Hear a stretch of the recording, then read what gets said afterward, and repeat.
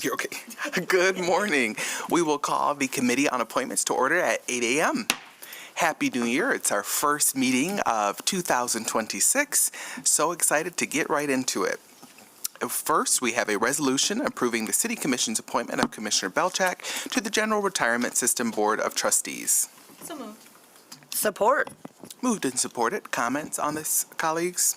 I'll just add that this is correcting an error that I made in our end-of-year appointment, so that's why it seems kind of like a one-off. Okay. So I had the years totally wrong, and we felt it best to have a formal correction. Thank you so much, Ms. Oscar. Yes, Commissioner Thank you. Isasi. You had a lot at the end, so don't feel bad. There was a lot of them at the end. I just want to say thank you, Commissioner Belchak, for serving on this body. Oh, thank you very much. I appreciate that. And yeah, I'm looking forward to it. It'll be a new committee for me. So thank you for everyone to teach me what I need to know. Awesome. All right. Seeing no further comment, all those in favor? Aye. Aye. Those opposed, motion carries. Brings us to our second resolution confirming Mayor LeGrand's appointment of Kyle Van Shrine to the City Planning Commission. So moved. Support. Moved and supported. Comments on this appointment, colleagues? Yes, Commissioner. Mr. Chair, thank you. Thank you, Mr. Chair. Could we pull up, since we do have 3 appointments for planning, I mean, we knew these were going to be coming up, but could we look at the demographic information and the ward information for planning? We'll kind of have it here for that. Sure. What'd you say? Okay, there's planning. Okay. So this is before these 3 people are added, correct? Or this is with the 3 people added? This is with the 3 people after these appointments. Okay, so, so it looks like, in the future, we're really going to need to see about Ward 1. I also think, racial diversity on this body is severely lacking. I always put these things into context of, when I worked in HR, there's what you call the reasonable recruiting area. And so a reasonable recruiting area, when you're looking for a job, may be a significant portion of a geographical region, right? Like, so if you and I were looking for jobs, we might look in Muskegon, we might look in Grand Rapids, we might look in Holland. And then we would say, okay, Melinda and her skill sets and her racial and ethnic and gender diversity, what does that make up? Now, I know when we look at Planning Commission, that pool is not just the population of Grand Rapids, and it's not just, So I say this not to say that I will be supporting these, but I want us to continue to highlight that. I know that's certainly something, Commissioner, Mr. Chair, that you highlighted and shared, when you came on this body. It's things that past colleagues have mentioned as well. And so to know that one ward is is not represented, and then there is an opportunity for certainly more racial diversity. I just wanted to make that point on the record. Yeah, thank you, Commissioner. I concur. I believe that it's very important, diversity of not only background, of race, but thought, experience, age. I will continue to lift that up as long as I'm still the youngest on this body. You won't be Maybe one day. someone will beat me, right? Maybe someone will beat me. But I certainly think that that's important, and we want to, especially on something as important as the Planning Commission, all of our bodies do important work, but this is such a work that folks see and that they live every day. We want that diversity in many ways. So thank you for your comment. Any further comment on Mr. Van Shrine's appointment? Okay, seeing none. All those in favor? Aye. Aye. Those opposed? Motion carries. Brings us to our third resolution confirming Mayor LeGrand's appointment of Matthew Franco to the City Planning Commission. So moved. Support. Moved and supported. Comments on this appointment? This is a new, sorry, Mr. Chair. Yes, Commissioner. To confirm, this is a new appointment. Mr. Van Strain was a reappointment. That's correct? Kinda. Mr. Van Strain, he had termed He out served. and then was off for his Let's not years. So quibble. yes, he's serving again, but Yes. sort of starting over. Yes. This is a new appointment, and you'll notice in the details that the term lengths are a little different. There was an error in an appointment a few years ago, and so we're getting back on track with having 3 members, terms expire every year, so Yeah. that explains that difference. No. Nice. Thank you for fixing that. And yeah, I just wanted to highlight, again, as we just said, this body is, all bodies are important, but this one is important. But there is definitely, one, a certain skill set that is needed, but also, two, an ability to lend typically a whole day to a planning commission meeting. Those meetings are oftentimes much longer than our city commission meetings. So thank you. Okay, seeing no further comment, all those in favor? Aye. Those opposed, motion carries. That brings us to our fourth resolution, confirming Mayor LeGrand's appointment of Andrea Hendrick to the City Planning Commission. So moved. Support. Moved and supported. Comments on this appointment, colleagues? This one is also a new appointment, Mr. Chair. Yes. Thank you. Yes, Commissioner. Thank you, Chair. I just want to say that even though we were discussing the ward distribution, and I agree that we need a specific skill set, I also appreciate Commissioner Isazi's comments about diversity. I'm actually really looking forward to seeing what Ms. Hendrick will be able to do on our planning commission. She's got quite a breadth of planning background and currently lives over by, I think she's Second Ward. And yeah, just to make a note for transparency that she brings, she is actually the planning director at Cascade Township. So I think that this is a good add, and I do recommend that we move forward with her. Thank you so much. Commissioner? Yes, I'm familiar with Ms. Hendrick as well. She actually served us very well on our North Corridor Improvement Authority. This is when she was living in the Grand Haven area. And while I do think somebody having strong planning experience is good, I think this is, I think it's just something to be mindful of when somebody works in one department but then is on an authority of approving in another. I do think we just need to be mindful of any conflicts. We just need to be mindful of, how those roles and relationships play out. So I am supporting this appointment, but also just appreciate you highlighting that and just want to say that for the record. I think if I worked in the city of Wyoming, but I served on grid. I don't even know if I could do that. But anyways, making up hypothetical situations. But I do think it's just something to highlight because, again, we have a professional body and different planning, different cities have different zoning rules. So I think it's something to be noted for any potential conflict and just awareness about that. So thank you. Thank you, Commissioners. All right, seeing no further comment, all those in favor? Aye. Those opposed? Motion carries. And lastly, if Ms. Bosker, if you could please guide us through a discussion on our current board and commission vacancy list. Sure. So it's looking pretty full these days, but we have a lot in the works. Next meeting, we're hoping to knock out those mobile GR commission vacancies and get some appointments there. Also looking at the Community Relations Commission, and I think we'll start working on some civilian appeal board. We're getting back into the swing of things with vetting and getting things moving. And then for city commission appointments, we have Historic Preservation, Board of Zoning Appeals, and then a Parks and Recreation.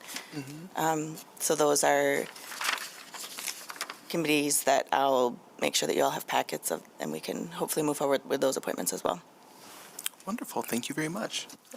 Commissioner Belcheck? So when you said these are commission appointments, do you mean they're specific to an individual or a ward, or they're just stuff that we are more, versus the mayor? So as far as the appointing authorities go, many of them, the appointing authority is the mayor. And then there are a few that are individual city commissioners. And then there's quite a few that are just city commission as a whole. And that's what these are: Parks and Rec, Historic Preservation, and Board of Zoning Appeals. So those are city commission appointments as opposed to mayoral appointments, but still not an individual commissioner. Okay. And just so my colleagues know, I did spend quite a few hours yesterday, and I've been helping recruit and making some phone calls and things. I do think there were some people at the end of the year who I had talked to who had intended to apply for different things, and I double-checked with them. Many of them hadn't actually finished the application, so it's always good to remind folks that we can you got to have those applications in, and then those names are things that we can look at and bring forward. Thank you. Commissioner? Thank you.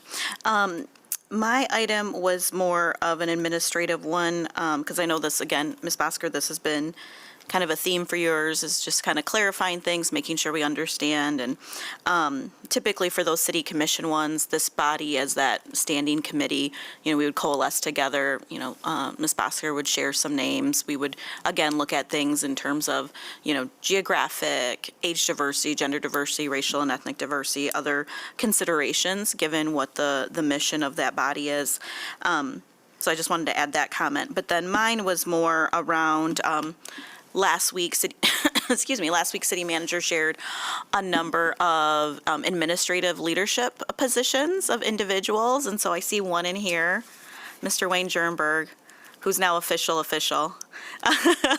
as the utilities director, Ms. Laura Claypool, who's now official as the parks director, and then Mr. Selma Tucker, who is coming back to the city as a Boomerang employee. And so just wanted to see, as we have those leadership appointments, many of those people are liaisons to different bodies, and I think probably Wayne and Laura are okay because you were already serving as interim.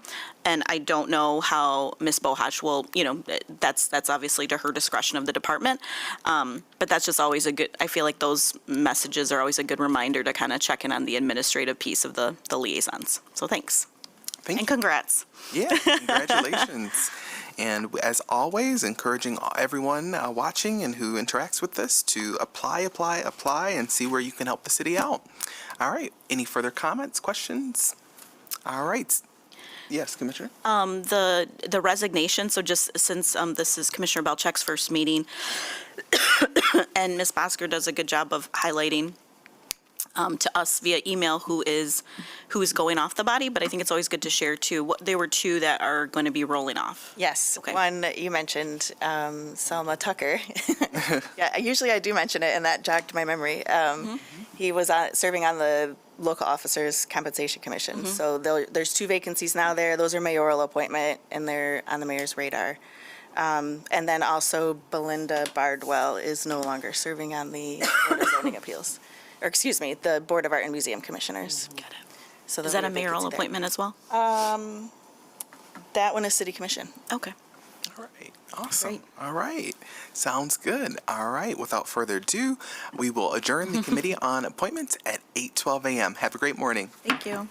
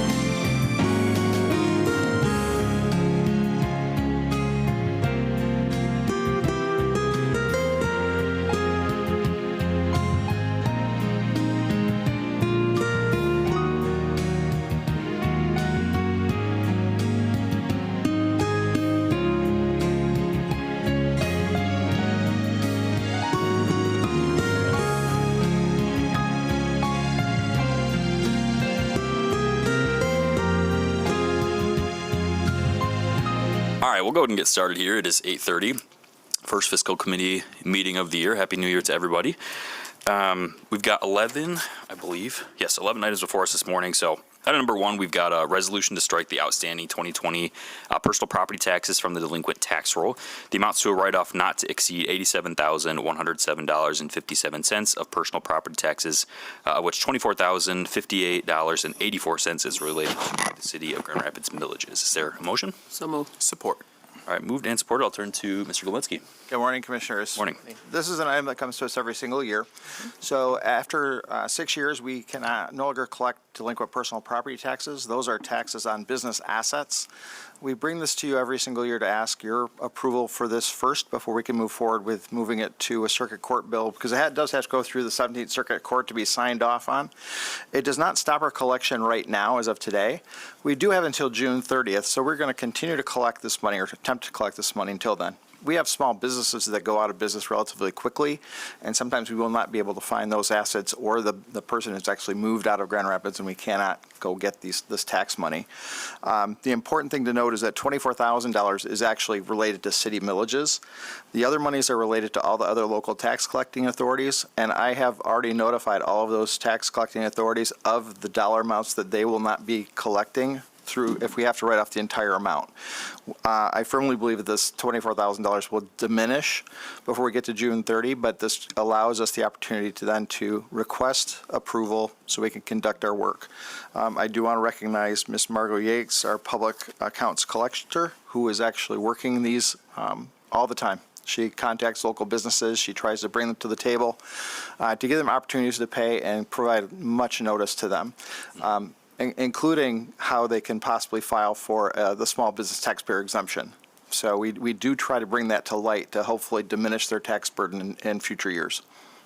Okay, thank you so much. I do remember this coming before us annually too. What does this amount compare to past years? Is it higher, lower? It's slightly higher. Last year, Okay. I think it was right around the $18,000 level. Okay. I think in total it was $55,000 versus $84,000. But again, we work on that continually all the way through June 30th, and we're hoping to diminish that number. Okay, awesome. Colleagues, any questions on this one? Comments? All I think, Commissioner, just to understand some of the scope. Sure.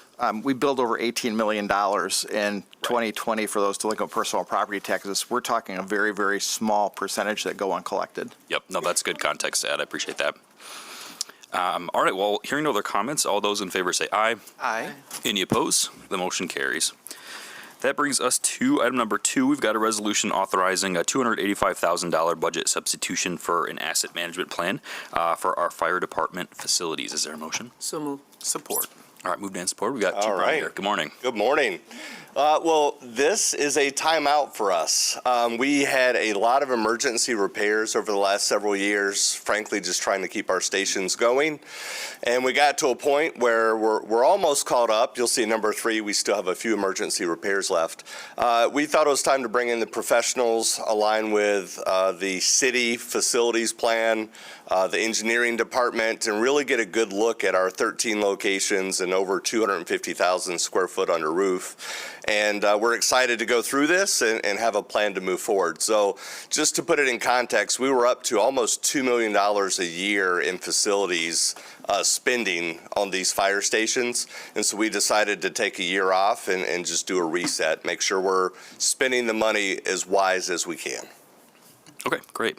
And really the goal with this is, doing an asset management plan to help, I guess, preemptively prevent some of those repairs in the future. So it's Prevent emergency repairs, extend the useful life, and then eventually, like our Division Avenue Fire Station, there's going to come a point where it just doesn't make any more sense to dump money into a certain building. sure. Yep. So. Okay. Colleagues, any questions or comments on that one? Does any of this money come from the state allocation, Chief? No, this is our normal capital funding that we use, and we just said, hey, we're not going to spend $1.8 million this year. We're going to take a year off and have experts come in. So we had already planned on spending money in some form or fashion for our buildings, just not a plan. That's why we have to move it. Thank you. Yep, good question. All right, I will call the question then. All those in favor say aye. Aye. Any opposed? The motion carries. That brings us to item number 3, also referenced by Chief. It's a resolution authorizing $180,000 budget substitution for exterior facade repairs at various fire stations. So moved. Support. All right, moved and supported. Anything All you right. want to add Yeah, on this so one? LaGrave, Chester, and Kalamazoo have received extensive tuck pointing and brickwork. Unfortunately, at the Kalamazoo station, which was constructed in 1987, it's not like it's a really, really old building, they discovered quite a bit of water damage behind the bricks. And so they had to, it's actually tinted right now. They're heating it. They're peeling off a ton of bricks. They're going to repair the water damage and put everything back. So Okay. that exceeded our original maintenance type of tuck pointing when they dug into it. So again, it's a good year for us to kind of take a pause, get these emergency repairs done, and then live to fight another day. So Awesome. Anything to add? Anything to ask? All right. All those in favor say aye. Aye. Any opposed? The motion carries. Thank you. Thanks so much. That will bring us to item number 4. We've got a resolution allocating $14,016.67 of GVSU's Belknap Property Voluntary Payment Funds to Neighbors of Belknap Lookout for Community Benefits. So move. Support. Moved and supported. We got Mr. Kane here to tell us a little bit more about this one. Thank you, Commissioner. This is a long-standing agreement between GVSU, the Neighbors of Belknap, and the City of Grand Rapids. GVSU has a number of properties up in the Belknap neighborhood, and what this does is the tax payments that GVSU would have had to make to a number of different entities, a part of that money is given to the City of Grand Rapids, which in turn gives it to the Neighbors of Belknap, who have a plan for that particular funding. So I'm happy to answer any questions. This is a very routine item. Sure. Thank you. Colleagues, any questions on this one? All right. Hearing none. All those in favor say aye. Aye. Those opposed? The motion carries. Thank you. Thanks. Item number 5, we've got a resolution approving a payment to K-Connect for support of development of a Grand Rapids, Kent County arts and culture strategy, and that'll be in the amount of $75,000. So move. Support. All right, moved and Thank you. supported. Doug Mr. Matthews, Morning. Assistant City Manager. This is the next step in a process that started, I want to say it was about 2 years ago, when the Arts and Culture Collective came forward, presented the work that they had been doing. We moved that forward with an economic study and made the decision at that point to see what we could do to support an actual plan for the arts and culture sector in Grand Rapids and Kent County. Kent County is also making a contribution, and then they're pursuing outside philanthropic donations for the remainder. Okay, thanks. Any questions, colleagues, thoughts? Do you know off the top of your head what Kent County's contribution is? It's the same. Same thing? Okay, just curious. All right, hearing no other questions, all those in favor say aye. Aye. Aye. Any opposed? The motion carries. Brings us to, excuse me, item number 6. We've got a resolution adopting revisions to City Commission Policy 100-06, City of Grand Rapids Conflicts of Interest, Ethics, and Financial Disclosure Policy. So move. Support. All right, moved and supported. I'll turn to our interim attorney here if he wants to add anything to set up this conversation. Thank you. So I'll take a little bit of a history walk on this one. We started talking about this publicly in the summer of 2025, and the conversations continued through the fall. The last time we brought this to the Committee of the Whole, there was some conversations about removing some of the personally identifying spousal reference and expanding a definition of business partner with the concept that business partners that were appointed to other city commission committees would necessarily need to be disclosed as well. So I've made those suggested changes and brought it back to the fiscal committee. I've talked to some of the mayor and the city commissioners that were most involved with those suggestions. I know there might not be full agreement on this committee or at the Committee of the Whole on the wisdom of this, but I leave it to the City Commission and the Fiscal Committee to have those conversations and determine the next best step forward with this. Excellent, thanks. I'll turn to my colleagues and see if there's anything they want to add, and then I've got a few comments afterward as well. So, yeah, Commissioner. Sure, yeah. I'm very happy to see the robust conversation and work by both City Commission reaching out to our constituents who we represent and who we make decisions on behalf of. And from my very built out. Discussions that I had over our whole first year. It's crazy to think it's been a year on commission. Folks were very supportive of this and wish that they saw this at different levels of government and really appreciate what we're doing here at the local government for transparency, for honesty, and for folks to know that we have nothing to hide. So I'm really thankful for the work that the law department has provided for this to make sure that this is a very sort of all-encompassing policy that can, continue to be worked on, continue to be looked at by both the commission and the public. So as I have been since the beginning of this conversation, I'm supportive of this and happy to see this formally adopted by the commission. Great, thanks. Any other comments or questions? Anything you want to add, Commissioner Knight? Thank you. Sure. Again, from the very beginning, I'm all about transparency, right? And I think that we are in the position that we don't have access to things a lot of people in other forms of government have access to.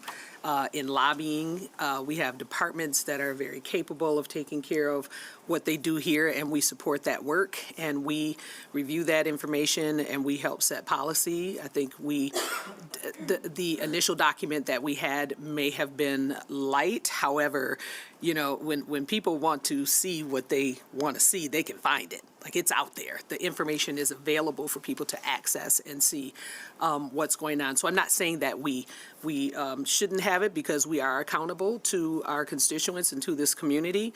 I think some of the pieces are a little far-reaching, and I've said that from the beginning, because people also have personal lives. We all live in this community. We're regular people just like anybody else. We've just been elected to this position to help direct the policies and the things that happen at this city. So I just want to be careful that we make sure that we are mindful of that, and we are also doing what we are supposed to do as leaders in this community. Yeah, thanks for your comments. And I know you've shared much of that before, too, so I appreciate you reiterating. And first of all, I want to thank the law department, too, for their work on this. I know this came about as interest from our mayor and a couple other commissioners as well. So between kind of workshopping it here, conversations at committee of the whole, and some feedback over the past couple times it's come before us, I just appreciate the work that's gone into this. I too am supportive. I've been supportive of this measure since the beginning. Like I said, I think we've had some good discussions where we've revised, added, removed a couple things too. So at this point, I'm happy to recommend and move this resolution forward to our committee of the whole. And I think it's important to note too. I mean, this isn't coming before us as a result of specific concerns with the commission or the mayor, and trying to mitigate certain circumstances, but rather just a way that we can kind of go above and beyond and try and match, and even lead in this area with disclosing our finances and conflicts of interest and things of that nature. So. All that to say, I'm supportive and plan on supporting this here this morning. So, hearing no other comments or questions, I will call the question. Alrighty.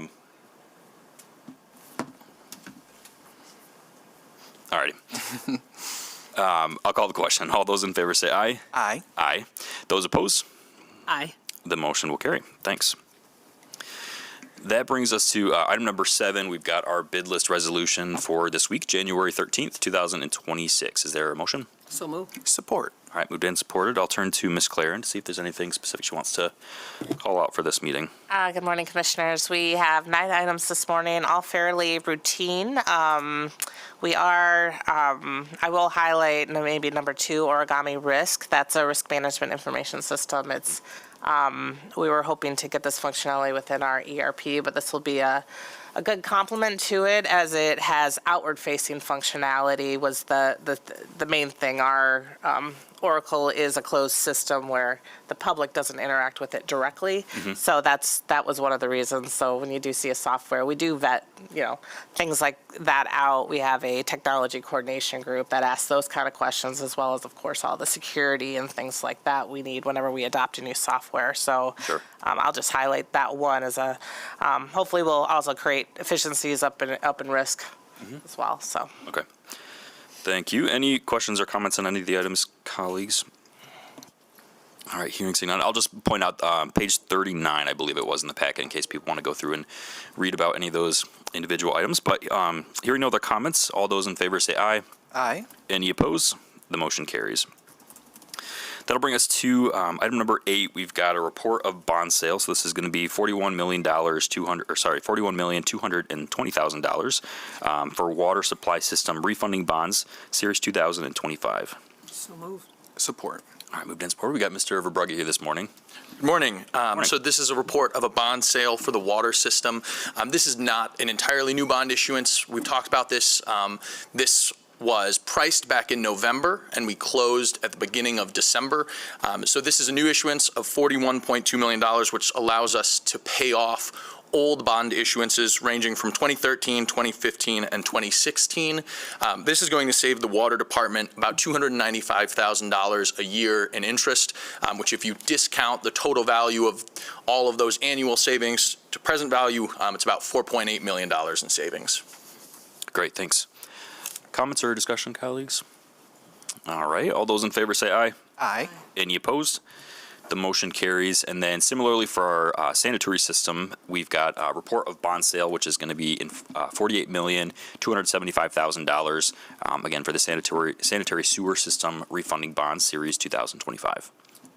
So moved. Support. All right, moved and supported. Anything you want to add on this one here? About the same deal. We issued at the same time. Again, $48.2 million on the sewer side. Annual savings a little bit larger, about $337,000 per year. Total net present value of $4.7 million. Okay, great. Comments or questions? All right, all those in favor say aye. Aye. Those opposed? The motion carries. Thanks.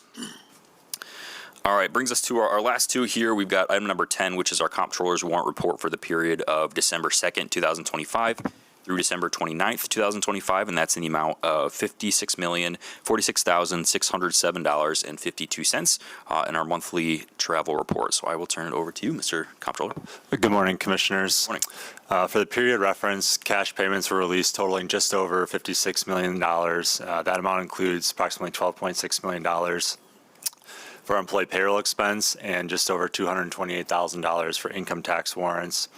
In terms of quantity, 576 income tax refunds were issued and 2,239 checks and electronic payments were issued.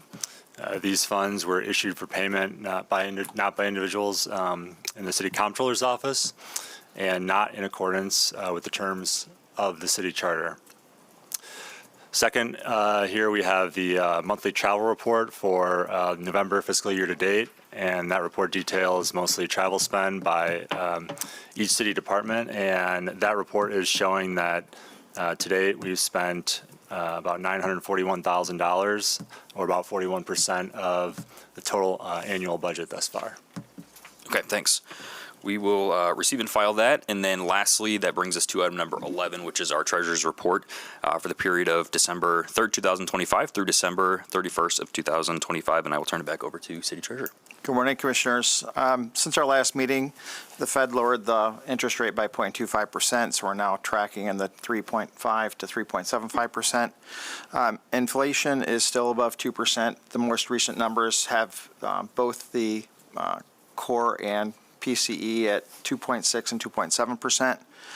Unemployment just recently announced they shifted a little bit of a decrease. So the unemployment rate was 4.5%. It dropped to 4.4. Our gross domestic product, our economic growth is still strong at 4.3%. So there's still a very good positive trend in terms of the health of the economy. But when I look at the most concerning one I have is jobs growth, because that's when you talk about economic data and things that are coming out, we talk about how strong is the data that we're looking at. If we look at just the job growth from 2024, the average during that year was 168,000 jobs created per month. Right now in 2025, we're averaging 49,000. And during that time frame, when we look at the strength of the data, we did a downward revision of those numbers by 900,000 jobs. And so this is sometimes the things that you have to dig into with the economic data. What's feeding into those numbers? How many people are feeding in? What businesses are feeding in? Are they missing something? And so Sometimes when we look at the jobs data, that's kind of a hard one to peg because I don't know how many people are actually plugging in the information that we need to actually make a sound judgment on that. So sometimes I don't pay attention so much to job growth, the actual numbers. I'm looking more at the overall unemployment rate to see where that is. But this is actually one of the challenges that the Fed faces with their dual mandate. You know, they're looking at the two different items that they can actually impact or that they're directed to get, and that is to have full employment and keep inflation around 2%. That's a difficult mandate to have, and as you've seen in the recent news, there's a lot of turmoil. I am fully supportive of our Fed Chair, Jerome Powell.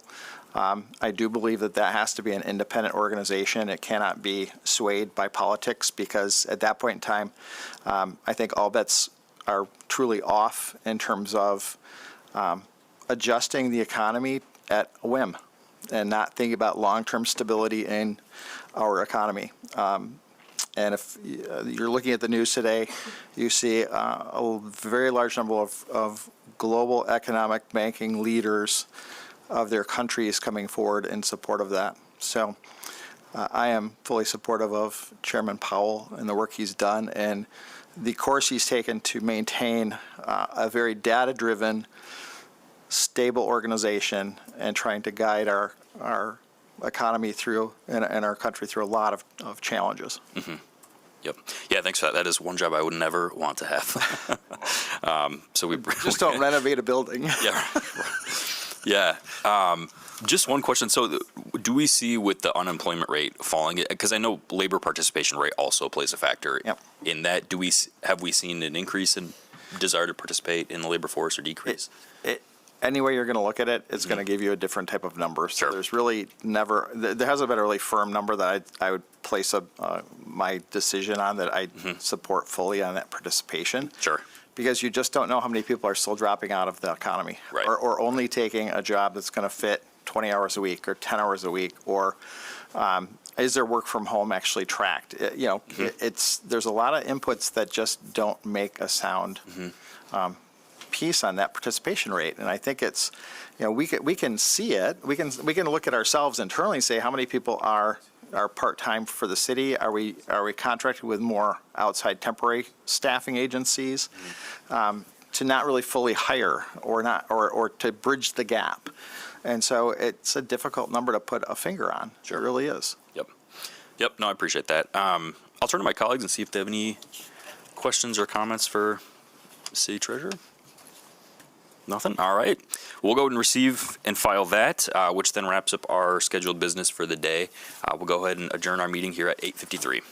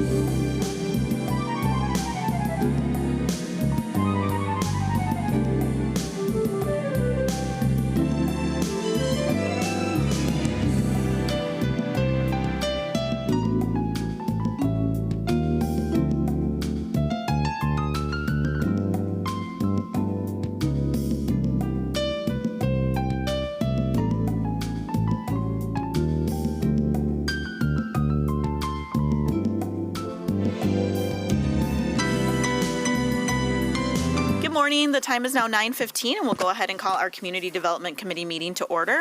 Good morning, colleagues. Nice to see you all.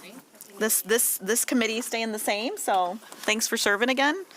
All right, item number 1 is a resolution authorizing an agreement with Vicinity Energy Grand Rapids LLC for the provision of steam at 1 Monroe Center, Grand Rapids 49503. Do you have a motion? So moved. Moved and supported. Hello. Good morning, Phil Wheeler, Acting Director of Facilities and Fleet Management. On December 16th, the City Commission approved replacement of natural gas boilers at 1 Monroe Center, the Police Administration Building, with steam system. The conversion from gas to steam will support the city's municipal greenhouse gas reduction goals of 85% by 2030 and 100% by 2040. The steam boiler system will help meet the city's goals by lowering greenhouse gas emissions while still being the most affordable to install, maintain over the life of the system. So this agreement outlines the demand that Vicinity will provide to the building, as well as their access rights for maintenance on their steam supply into the building. So, Thank you, Mr. Wheeler, and thanks for that overview and just highlighting that information as it pertains to other goals that we have within the city. Colleagues, do you have any questions about this item? Yes, I'm sorry. That's okay. Good morning. I would like to just make sure I understand that the new boiler that was authorized actually it goes in conjunction with the steam. correct. So we really wanted to bring these two items together at the same time. Unfortunately, we couldn't do that. But yes, the project was authorized on the 16th, and then this is kind of a service agreement just outlining the demand that Vicinity will provide to the building. So the two systems are like a redundancy backup, or just help me understand that. So there's two boilers that provide HVAC hot water to heat the building. There's two domestic hot water boilers that heat the showers and the sinks and that. So the project was Part A. This is just the agreement that outlines what demand 2,400 pounds per hour of steam that Vicinity will supply. So that's enough to heat the building under full load demand. And then it also outlines, hey, they might need to get in there to maintain their steam meter at certain times. And it just outlines their rights as a utility provider to do so. Well, I appreciate that clarity, and I also just want to say that Vicinity and our steam district is a very kind of unique thing that we have in Grand Rapids, and it's old but also new at the same time. They're making a lot of investments into expanding and electrifying, and I think that anytime we can get a building and on the steam district is a great thing for the climate goals, but also for just energy efficiency in terms of cost savings. And I think that that would be great to be a leader, and hopefully more buildings, and we can expand the district even beyond where it is now. Thank you. Absolutely. Thank you. Hearing no other comments, all those in favor? Aye. Aye. Any opposed? Item carries. Item number 2 is a resolution awarding a contract with EV Construction Co. for WRRF administrative building flooring improvements in the amount of $62,800 with a total amount not to exceed $181,000. So moved. Support. Ms. Irving, thank you. Good morning, Commissioners. This project is replacing flooring in select public corridors and bathrooms, drywalling, wainscoting locations, painting, installation of decals, and quartz trim work at the Water Resource Recovery Building. The administrative building has been around since the 1920s. There have been several additions. So the flooring is past its useful life and has been built in various sections. So this is an important improvement for both the appearance as the public visits and also for safety and walkability in this area. Post-bid, it was determined that we also needed a guardrail, hence the larger contingency amount being requested here. The bids were received on December 11th, 2025. The engineer's estimate was $146,693, and the submitted bid was $62,800. So the original budget is capable of supporting the change order to add the guardrail. There will not be any utilization of the micro-local business enterprise on this project, but they are subcontracting an amount of $19,075. Thank you for that overview, Ms. Irving. Questions, colleagues, on this item? Hearing none, all those in favor? Aye. Any opposed? Item carries. Item number 3 is a resolution awarding a procurement contract with Trojan Technologies Corporation for ultraviolet equipment for the replacement of north-south ultraviolet disinfection at the Water Resource Recovery Facility in the amount of $2,700,000 with a total amount not to exceed of $3,047,500. So moved. Moved and supported. Ms. Irving? Yes, so item 3 and our next item, item 4, are both related to a larger construction project to replace the north and south ultraviolet disinfection system at the WRF. This is procuring equipment with a long lead time that's critical for the project. The total construction project will come back to commission at a later date once it's been bid. When we talk about the Trojan Technologies, the equipment is past its useful life. It's obsolete and no longer supported by Trojan for major service or parts. And the effluent disinfection is required for the WRF as outlined in their NPDES permit and monthly and 7-day moving average limitations for fecal coliform bacteria. So the resolution provides for the procurement contract with Trojan Technologies in the amount of $2,700,000 with the total expenditures not to exceed $3,047,500. And this amount includes the cost of procurement, administration, and contingencies. Thank you. Colleagues, any questions? Yes, please. It's less of a question and I guess more of just a comment. I did tour the facilities last year and it was discussed at that time what was going on with the equipment and how it wasn't being well serviced anymore. It was, I guess one question would be how old was it and how long do we expect this new equipment to last? And so, yeah, I see we have our super directors coming. But it is a vital piece of infrastructure to be able to have clean, safe drinking water, and the UV light is a part of that. So I'll hand it over if you want to say more. Good morning, Commissioners. James Oots, Environmental Services Manager. The UV disinfection equipment is 15 years old, which the manufacturer stops producing the parts for it. We do have a stockpile of parts to get us through until the new equipment arrives. But yes, it is a needed replacement. Thank you for that. And then just a reminder, were these items do we receive some state dollars or a grant specifically for the ultraviolet pieces? I thought that has not been awarded yet. Okay. There is a $1.09 million congressional spending grant that we applied for. Okay. That should be awarded in January, provided it goes through. The government doesn't shut down.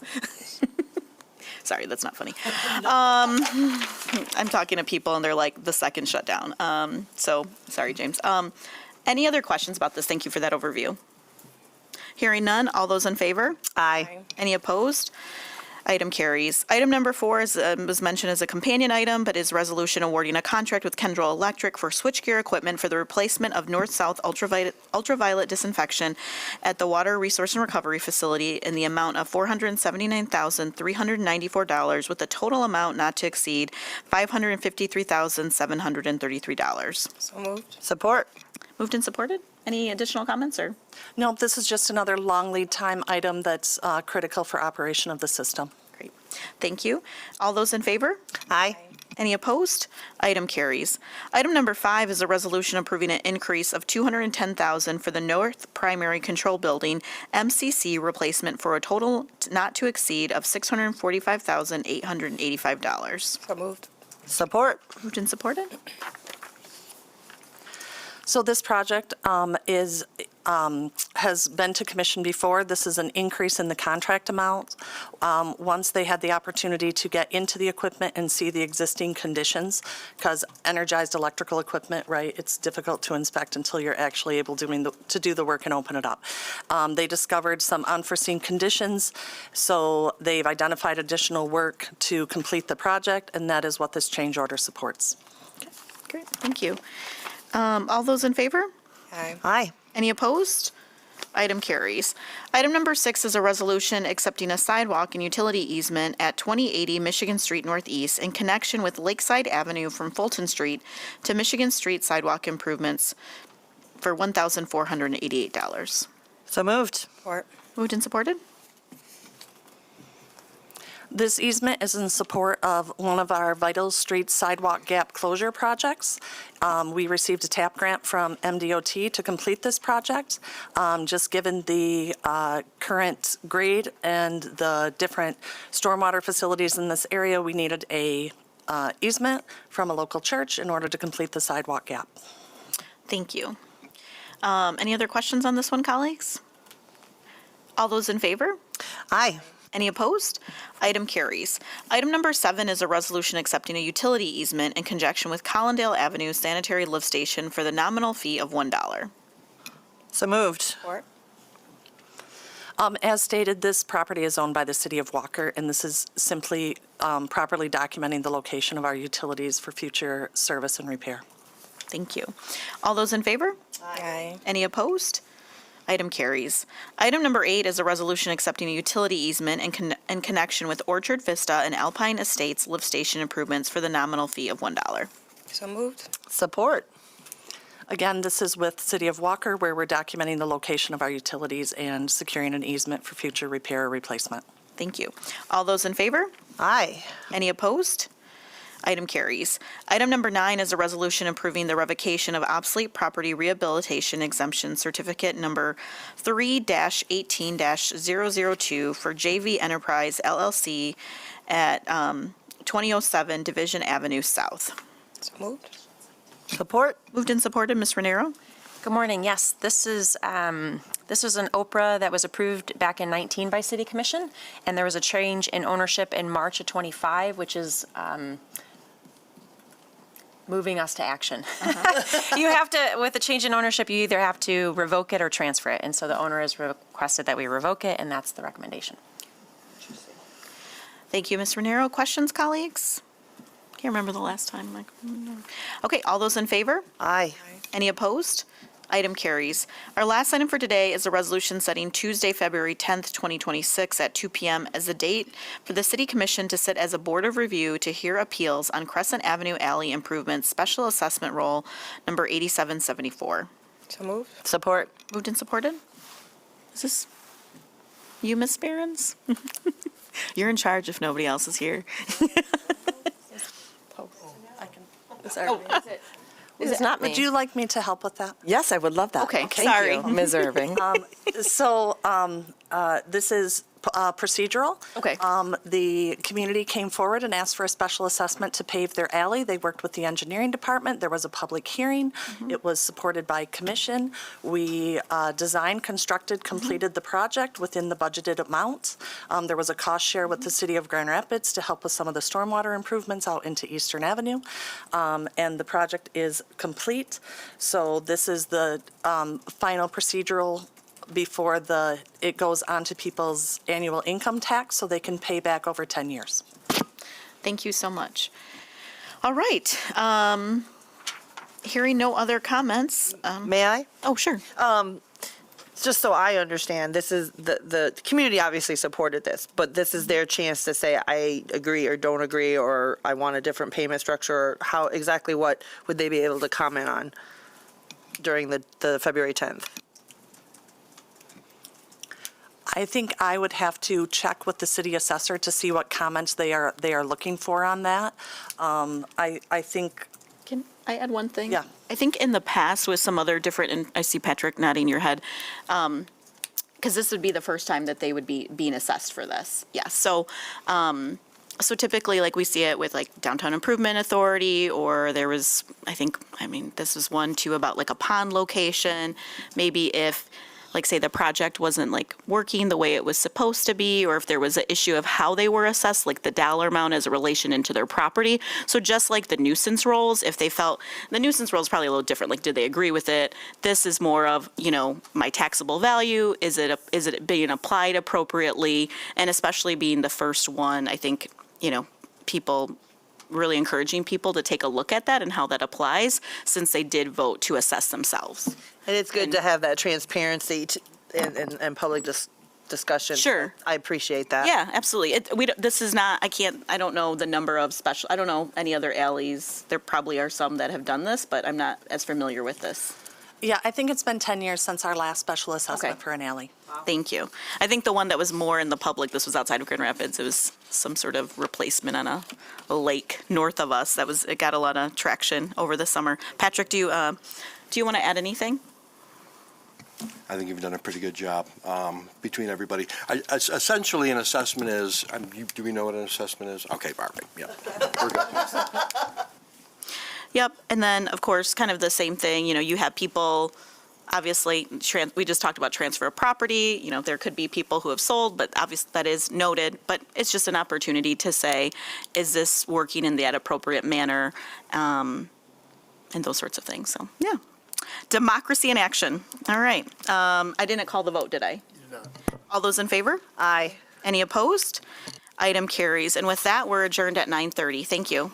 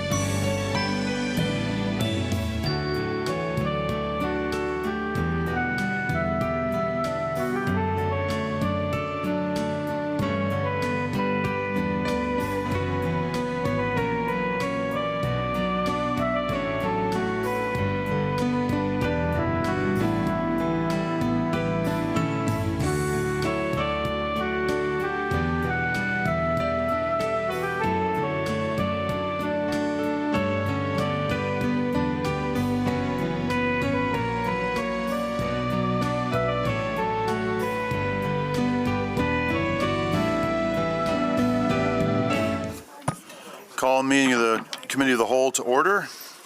And the first item of business, apparently our city manager is going to do some interpretive dance for us. Or is it liturgical dance? Happy New Year, Mayor, Commissioners, and staff members of the public. And in keeping with our tradition that somehow we did not do last year, but we had to bring back the original disco kid, John O'Connor, to help us this year. We want to take a wellness moment to start the new year, and here today we have our wellness coordinator, Lynn Dre, with us. But in putting this in perspective, we really value community wellness in our parks and recreation system with all the outdoor and indoor recreational opportunities. You were there at the groundbreaking Scribner, and you saw the community room that was there, and we have all types of outdoor activities along with our trail activation, and over 10,000 participants engaging in free outdoor fitness and family and youth activities, senior and adult wellness programs. But also our employee wellness program internally is very popular. Almost 70% of our employees are participating in wellness program. That's good for their personal life, quality of work life, as well as we get the residual benefits of lower healthcare costs.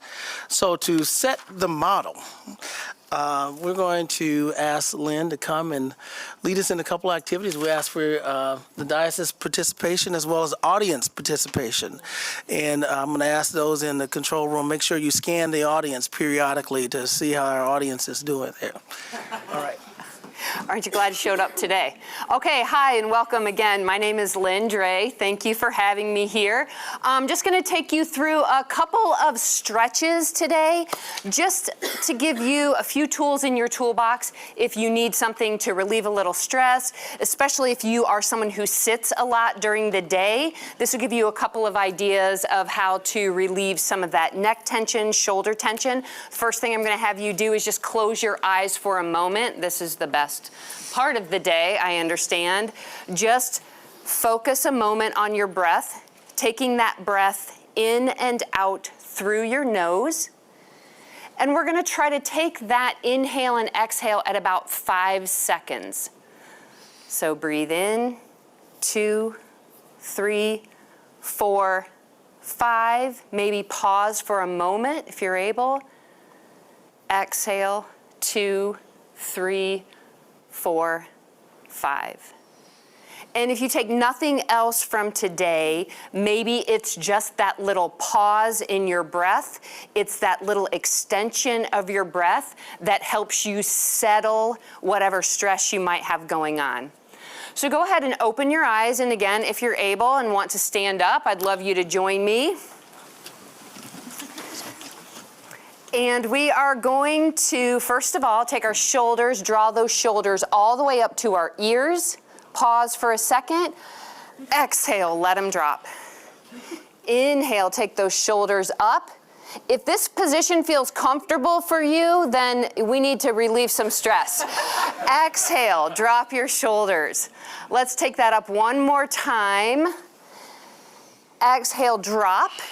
And then I want you to squeeze your shoulder blades to the back, like you're pinching a pencil between your shoulder blades. Maybe feel some stretch across your chest into your shoulders. As we exhale, we're just gonna pull the shoulders in, kind of round the upper back. Feel that stretch. Inhale, open that chest. Maybe look up a little bit. Exhale, round. And let's do that one more time. Inhale, open up. From here, maybe clasp your hands behind your back. If that's pain-free for you, give a gentle lift out of your low back. Open up the chest even more. Let's go ahead and release, and a little roll of our shoulders. Going to kind of focus on that same area, chest and shoulders, just because we often carry a lot of stress there. So I'll have you clasp hands behind your back, kind of grab at the wrists near the elbows, and shift your elbows over to the left. Maybe feel some stretch across the shoulder already. We're going to take our left ear, drop it down toward the shoulder. Noticing a feel of stretch maybe in the neck. Again, we want to work in a pain-free range of motion, so if this hurts, don't do it. On your next exhale, tuck the chin forward just a little bit. Notice maybe that stretch changes to the back of the neck. Good. As we inhale, we're going to come up through center, release that side, shift over to the other side. Take a deep breath in. Right shoulder drop, or excuse me, right ear drops down to the shoulder. Take a breath. On your next exhale, let's tuck that chin down just a little.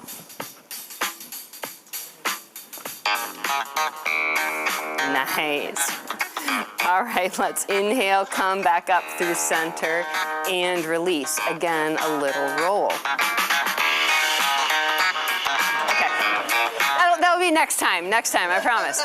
Okay, now let's kind of work on hips a little bit, also an area that we tend to struggle with. So let's take left foot out in front on your heel. That might make your right knee bend a little bit, and that's what we're going for. So I just want you to keep the hands on the hips, get that little pinch between the shoulder blades, squeeze that pencil, exhale, hinge forward. So we've got the long back, long spine. As we inhale, lengthen the spine. As we exhale, maybe you're able to lower just a little bit more. Feeling some stretch in the hamstrings, so the back of your left leg. Inhale, let's come up. Take that left leg, step it back, bend both knees. Good. All right. Reach up through the top of the head. And I just want you to think about tucking your tailbone down to the floor. So it's really just like a pelvic tilt. Might feel some stretch. I do not know what's happening. Might feel some stretch in your front pocket. All right, now lean those shoulders back just a little bit. Feel that front pocket, left side, open up a little bit. And let's release. All right, switch legs. That right leg is going out to the front first. Heel up. Squeeze those shoulder blades together. Exhale, hinge. And you can support on your bent leg here too if you'd like. The more you pull those toes up toward your face, the more you're going to feel the back of your legs stretch. No, it's not. Good, let's inhale, come on up. Sweep that leg to the back. Little bit bigger step back. Bend both knees. That might be some stretch for you already. You can tuck that tailbone under, just a little bit of a tilt. Reach the tailbone to the floor. More stretch in that front pocket on the right. You lean those shoulders back. That's even going to be a little bit more stretch. And release. All right, if you have space, let's take the hands up. Woo! Bend that right hand, give yourself a pat on the back. Nice job. Thank you for having me. Okay.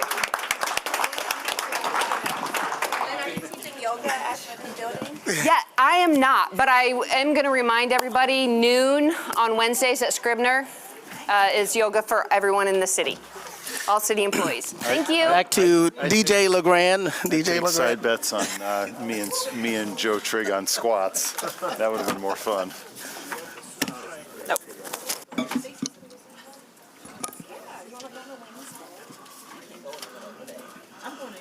So if anyone wants to have some side action on me and Deputy Chief Trigg on who can do more squats, we can do that after the meeting.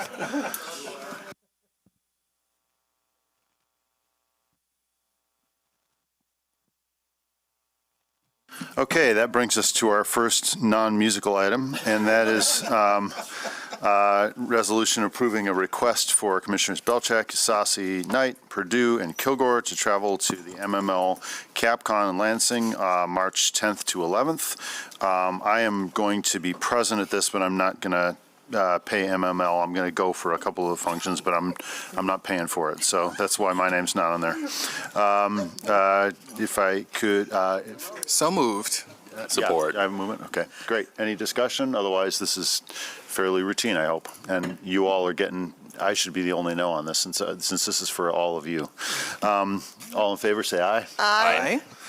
All opposed? Motion carries. Next is a resolution approving Commissioner Purdue's request to go to a Policy Link 2026 Summit. Can I have a motion? So moved. All in favor, say aye. Aye. All opposed? And that brings us to Ms. Renero is maybe here. Yet another item of business on the 125 Ottawa project. This is approving submission of a neighborhood enterprise zone exemption certificate. Ms. Renero. Yes, thank you, Mayor. Good morning. This is the last step for 125 Ottawa before you. This is, again, the conversion of the office at 125 Ottawa into 36 residential apartments, where 8 will be at 60% AMI or less. Thanks. Happy to answer any questions. Did not get a motion yet. Sorry about that. So moved. Support. Thank you. This is pretty familiar to all of us by now. Any questions, colleagues? Otherwise, all in favor, say aye. Aye. All opposed? Motion carries. That brings us to our briefings. First is an update on website migration. Mr. Green's coming up to talk with us, and we probably have a handout since everybody loves a good handout. Yep, there we go. And a slideshow.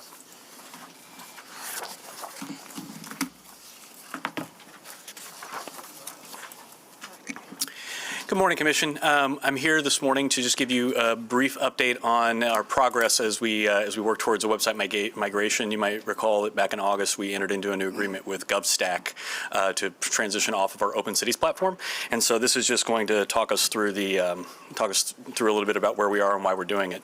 The first thing I want to make sure that everybody understands that this is a refresh, not a rebuild. We're migrating from one content management system to the other.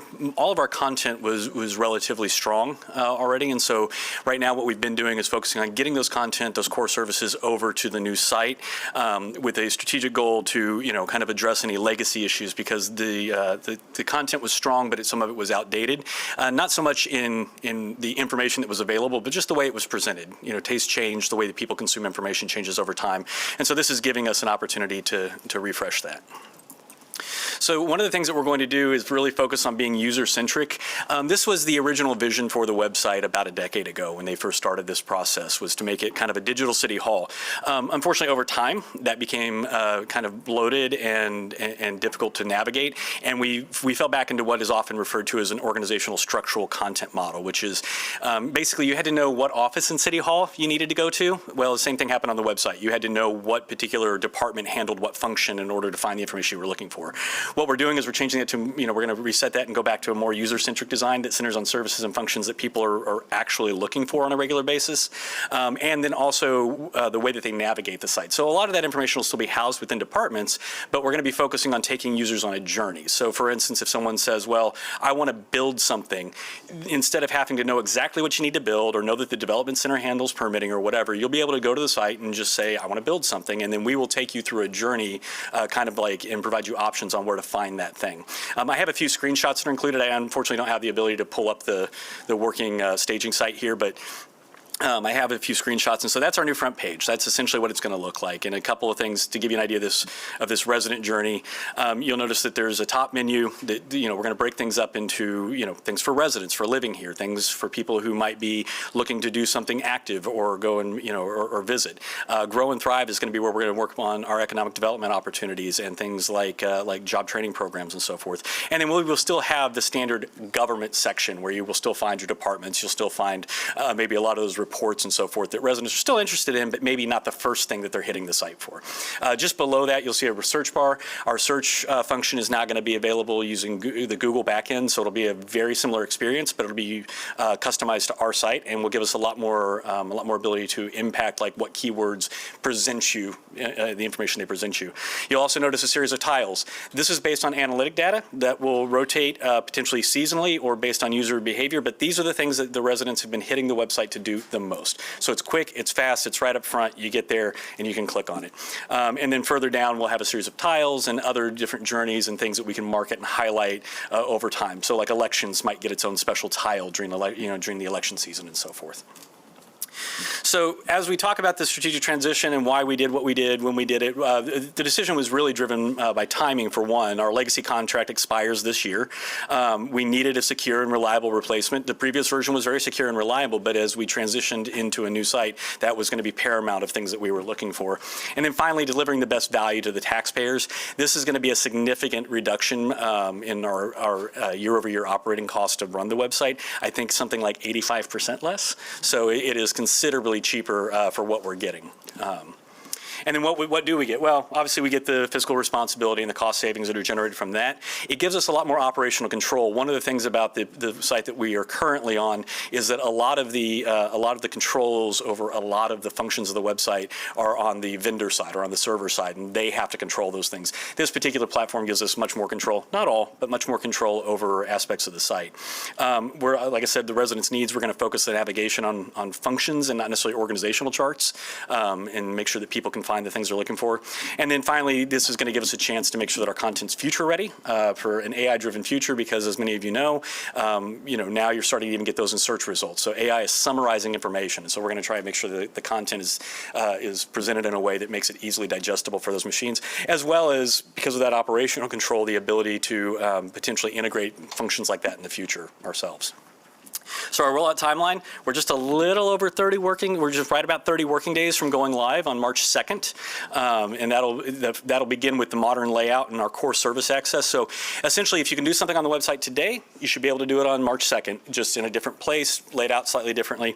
Then we're going to go through a second phase, which is refinement, because this particular platform is really robust in the way that it allows us to present information above and beyond our current one. And so through that period, like I said, the first thing was make sure that everything you can do today, you can do on March 2nd, and then through the, over the next several months, we'll be working with departments that might be interested in taking advantage of some of the new display options or some of the new functions. Some of the departments have already done that. Our Parks and Rec, when you see it, you'll be probably very, very impressed with some of what they've done. The clerk has already gotten all of his election materials over, and it's a little more streamlined and easier to find. And then finally, once that's all done, probably starting in the new FY, we're going to go into what we're going to call a continuous improvement strategy for the website anymore, to try and keep us from having to do this kind of work again, this kind of a heavy lift, by basically saying, every day, every week, every month, what new materials are there, what can we do, what's the analytics showing us, and integrating and updating that as it comes along. So a few key features at launch. You're going to get a modern look and feel. It's going to be cleaner and more accessible to our users. You're going to have enhanced search and menu options. Like I said, we have the ability to do that. There's going to be a much better calendar integrated into this, and we've actually broken that into two parts. We have one that's going to be our public meetings calendar, which is like the business of the city, and then a really, really nice one for our special events that can market that much better.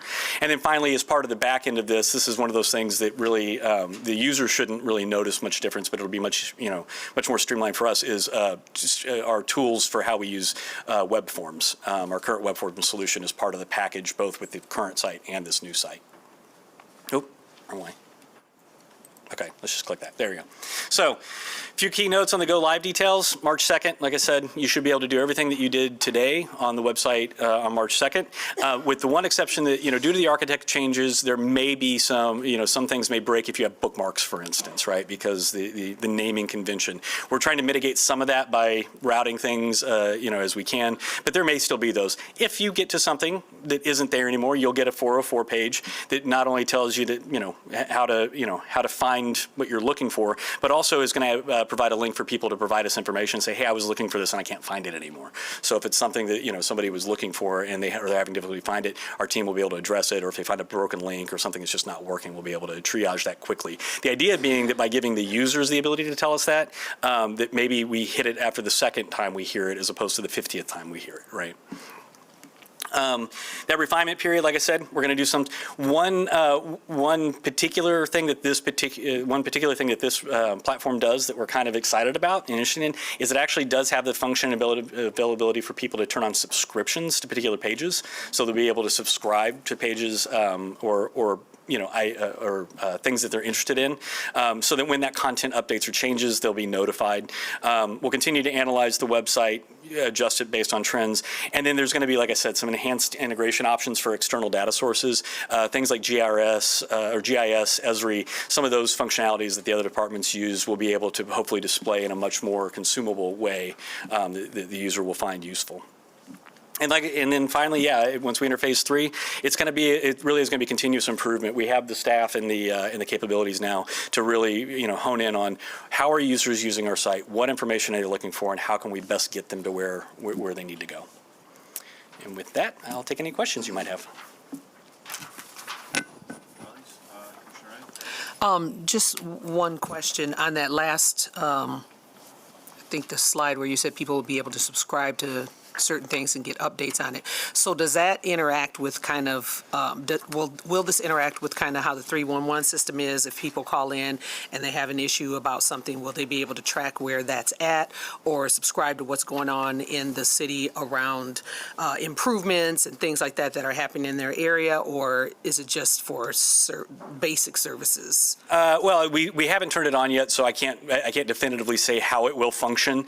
But the idea is that, say, for instance, if you go to a construction project webpage and that's up, when new information is posted there, you would be notified that there's new information available to you. Yes. So. Yeah, Commissioner Belcheck. Thank you to your department and everyone who's been involved in this. This is a long overdue maybe process. It's hard when we're wrangling a lot of information, and that's what we have here at the city. So thank you for undertaking this. I'm really excited by some of these technological changes, architecture changes, and the, thinking ahead to the AI and how we might use it, as well as how the bots are looking at things. But a couple of things on the continuous improvement aspect. I think I've reached out to you before about maybe some improvements we can make to sharing what commissioners are sitting on in terms of our committees, as well as maybe a little brief description of who we are. So that would be just some ideas as we're thinking about content. And when it comes to like construction projects and these updates on the individual pages, because I think it is important to distinguish that you still need to sign up for our newsletter and all these, there's like, I don't know, I feel like there's like 100 newsletters in the city, that maybe some consolidation or journey direction in that route would be helpful. But who's responsible for making sure we have timely updates when someone subscribes to a page? Even and that goes along with the calendar, and especially for meetings. Right now, it's been a little confusing for people looking for packets and like even what our 2026 meeting dates are. And some of the websites right now for some of our committees have information from 2022 on there. So these are all things that happen when you're dealing with a lot of things. I'm not blaming you, but I'll let you talk to a little bit about that. Yeah, so the first thing I'd say, Commissioner, is that who's responsible for content? Yeah. The departments are, the subject matter experts are. I don't know everything that's going on as much as people might like to think that I do, because I'm the communications guy. But we let the departments handle their content. We advise them on how best to display it, how best to make sure it's in plain common spoken English, it's easily understood, and then the resident journey aspect. We will help people understand how best to direct folks to the content. So so there's that aspect of it. The issue that you brought up with like the meeting notices and stuff, hopefully this calendar helps that a little bit, because you're right, there are a couple of different tools that are used to manage things like meetings and agendas. And this hopefully would be a calendar, that main calendar, when you click on something, that it will take you to whichever thing, wherever it is, all in one place, even if it's on multiple different tools and different platforms. So I think those were the primary things you brought up. Yeah, I think the only other thing was the journey of getting onto all the right newsletters if someone's interested in that. Yeah, that's somewhat related, but partially a separate project that we're working through. Right now, just like with the content, the departments kind of have the ability to use our platform or not use our platform, and there are some costs associated with that. And it's been one of those projects that once we get all the foundational work done, we can work on that. So that is in the background. It's something that we're aware of. Thank you. Yep. Thank you, Mayor. Thanks for the overview and presentation. I think I just wanted to take a second and just recognize the overall journey that we've had in terms of communications with the city. And you and the team, I see many of them out there, have continued to elevate that. So thank you, because I think my past colleague is out in the audience, and so I think you were on the commission when we, I think, hired the first person to sort of do some of the communications, and that wasn't that long ago. And so I just want to, I think sometimes to recognize what is that communication strategy, how do you take it in? Like you said, you're not doing it, but you're providing that guidance, you're that sounding board to individuals. So I think sometimes we see what's in front of us and we don't recognize everything that came before us. So I want to say thank you for that. I think this looks really good, because I think at our mid-year review, I had talked about sometimes I feel like I need to go on the website, because even sometimes I might not know what is the right action, but I would probably know more what I'm looking for, and then I can, share it out with a constituent. And so to your point, this helps people with their, the thinking that they might have. They don't know this department or that department. So one, I think that just makes it more accessible. Two, you're going to be launching this on my birthday, so thank you. You're welcome. So I will accept Happy birthday. any gifts on that day. No, but I also think that the way, people are communicating, it's really up to us. I think this investment is great, because we know, like, to me, I've continued to say misinformation is one of the things that is very concerning to me. And so having a city, and then the department that's being led to say, here's the information, here's it coming out. So that's more comments. My one question is, obviously this is one vehicle that people use to communicate and has a lot of information that's held. What's the difference in terms of how many people are coming to the website to find information versus, and I'm not a communications professional, but how many people are going to, Facebook or any of our other social channels? And some departments have, stronger presence on different social channels, like Parks has really funny stories sometimes, or all those sorts of things. So, and I just wondered, to me, Facebook is where you get like the most up-to-date information, or something that could be happening, like a street closure or street lights down.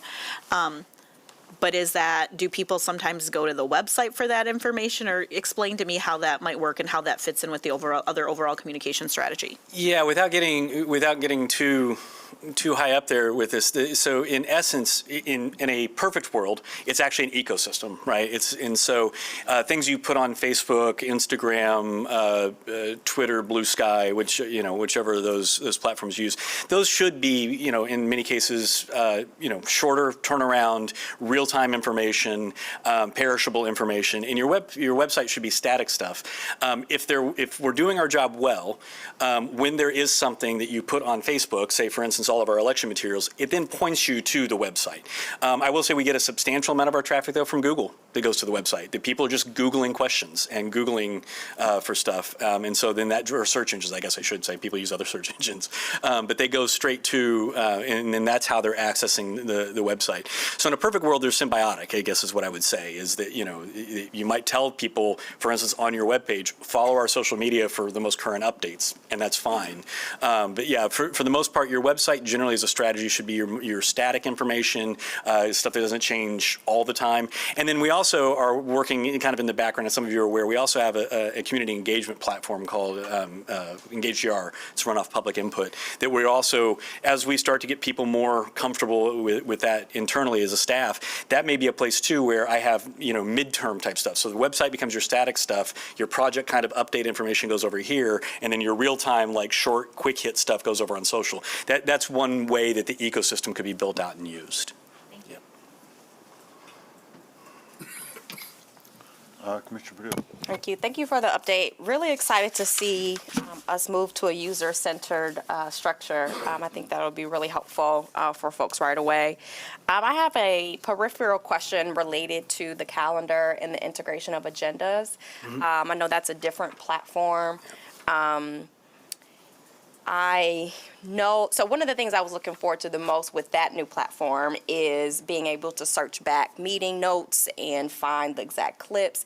And I don't think we're quite there yet with that platform. Do you have an update on that? Can you talk about how that relates to this? Are you referring to, so you're referring to the one meeting platform, but are you referring to the indexing of the meetings and the reading the agendas and stuff? That functionality should be there and be available. I can access that. I'm speaking to, initially, there were supposed to be like search functions and ability to view videos in multiple languages, like the city commission videos. I'd have to refer that over to Lou or in the executive office. I don't manage that platform. So we can provide the conduit to the platform, obviously, and pull some of that information out and get it on the website. But yeah, I don't really. We can follow up on that. Okay. And then just one point of clarity related to the calendar. Do you see that being something that's constantly updated with like parks and recs classes and community engagement sessions, or can you talk, because I mean there's a lot always going on. Is that going to be like a master calendar? It has the ability to basically create tag like types of meetings, types of events, types of things, so that it'll make it easier to search for that stuff. We haven't yet worked through how exactly it's, people are going to submit the data to it, other than what we're currently, like I said, what we're currently doing. So that's probably a question we'll work through. But absolutely, that's the idea, though, is if there's a public meeting, that would be up there. If there's a community engagement event, that should go up there. If there's all of our special event stuff, will go up there. So that's certainly a functionality that's capable. We'll still have to work through with the departments exactly how they feed that, how they update it, how often they do it. Yeah. I'd be excited to see that. I mean, we hear all the time, how do I get involved? How to know what's happening? There's so much happening. So an easier way for folks to view that and sort through things that are relevant to the. Yeah, and the little bit we've populated in so far that we've been kind of testing, like we even broke one out, I think it was for fitness activities on the special events calendar. And then it just narrows it down to the 2 or 3 events that are going on in the next, 60 days for you. So. Thank you for all your work on this. City Manager, Yeah, thank you, Mayor, and I want to thank David and the communication staff for their work, and Doug Matthews also for helping to lead this evolution of this important function. I echo what Commissioner Sassi said. I recall arriving, we had one person in communications, and we had a separate productions office, and now we have a full team with digital, social media, and we have communication professionals embedded in some of our more engaging departments. And we recognize even the police department needed their own communication staff person. So I do want to thank you for that, and also give a preview. Today was, if you will, part 1 on the website enhancement, and we'll be coming back talking more about our engagement framework. So we'll be hearing more from David and his staff in the future. Great. Thanks. Okay, that brings us to our next update. Ms. Turkelson, this is update on the ADU task force, and I see you have former Commissioner O'Connor with you too. Who gets the microphone first? Good morning, everyone. Thank you so much for the opportunity to join you and talk about the ADU task force, the work that we completed, and the recommendations we're making to this body. Having sat on that side of the dais for a number of years, talking about housing over and over again, and excited about the work that we accomplished during my tenure as a commissioner. But it's important that the work of housing is work that doesn't end. That economies change, needs change, and the need for housing continues to be there. And so, at the beginning of last year, the mayor and this commission asked to create a task force to look at how we continue to move the needle on allowing ADUs to happen in our community. We've made some changes over the past few years, but the number of them being created was still pretty small in their scope. And so, through this task force, I want to thank Kristen Turkelson and her staff for coming to the table to bring their expertise, and not only their expertise, but an open mind. And it was really great to have her and several folks from the Development Center at the table, engaged in the conversations and willing to think creatively. And there's a number of folks listed on the next page of the document here who come from our community, whether they're social justice advocates, folks from the city, folks from the financial sector, folks who have real lived experience in building and creating ADUs in our community. And we had some tough conversations and some wild ideas that got thrown out that push all of us. I think there's a tension that exists between how we do something and how we make it as easy as possible, but also make sure there's some guide rails there so that whatever the results are end up being done well. And we're going to leave you today with some recommendations that we really encourage you to, I think we've done our work, and now it's going to be up to you to take these recommendations in whatever capacity you see fit and to actualize them. Do I think that ADUs in our community solve our housing problem? No. But do I think having ADUs in the toolbox of housing tools that we have and making it easier for people, no matter what angle they're taking to come to that, whether that's because someone needs it for a disability purpose because they have a home and they don't want to leave, or whether they want to do it because they have an aging relative that they would like to have close to them, or because there's a need for just housing in general. And so if there's ways to add rental opportunities in our community because of these, I think that's good too. And they're not, it's not the silver bullet for our housing issues in Grand Rapids, but it is a certain tool in our toolbox that we can figure out a strategy to allow them to exist in a greater capacity. And we don't have how do I want to phrase this here? The ADUs as they exist right now, it's not easy. And so there's only so many levers we control, right? I always said when I was a commissioner that, it's not our responsibility as a city to create housing, but we have the framework that everyone must pass through to be able to create something. And so in a lot of regards, I feel like if there are barriers to entry that we have the ability to change and control, we should be willing to be bold and make those changes and see how it plays out. If something's not working or causes an unintended impact, it's okay. You can fix that. You have the power as policymakers to make those changes, but it's definitely worth the effort to try. So with that, I will turn it over to the real professional in the room to lay out the summary of the avenues that we explored, and appreciate all of your time and your consideration to hopefully make some more bold changes that will help create more housing opportunities for people in Grand Rapids. Thank you. Good morning.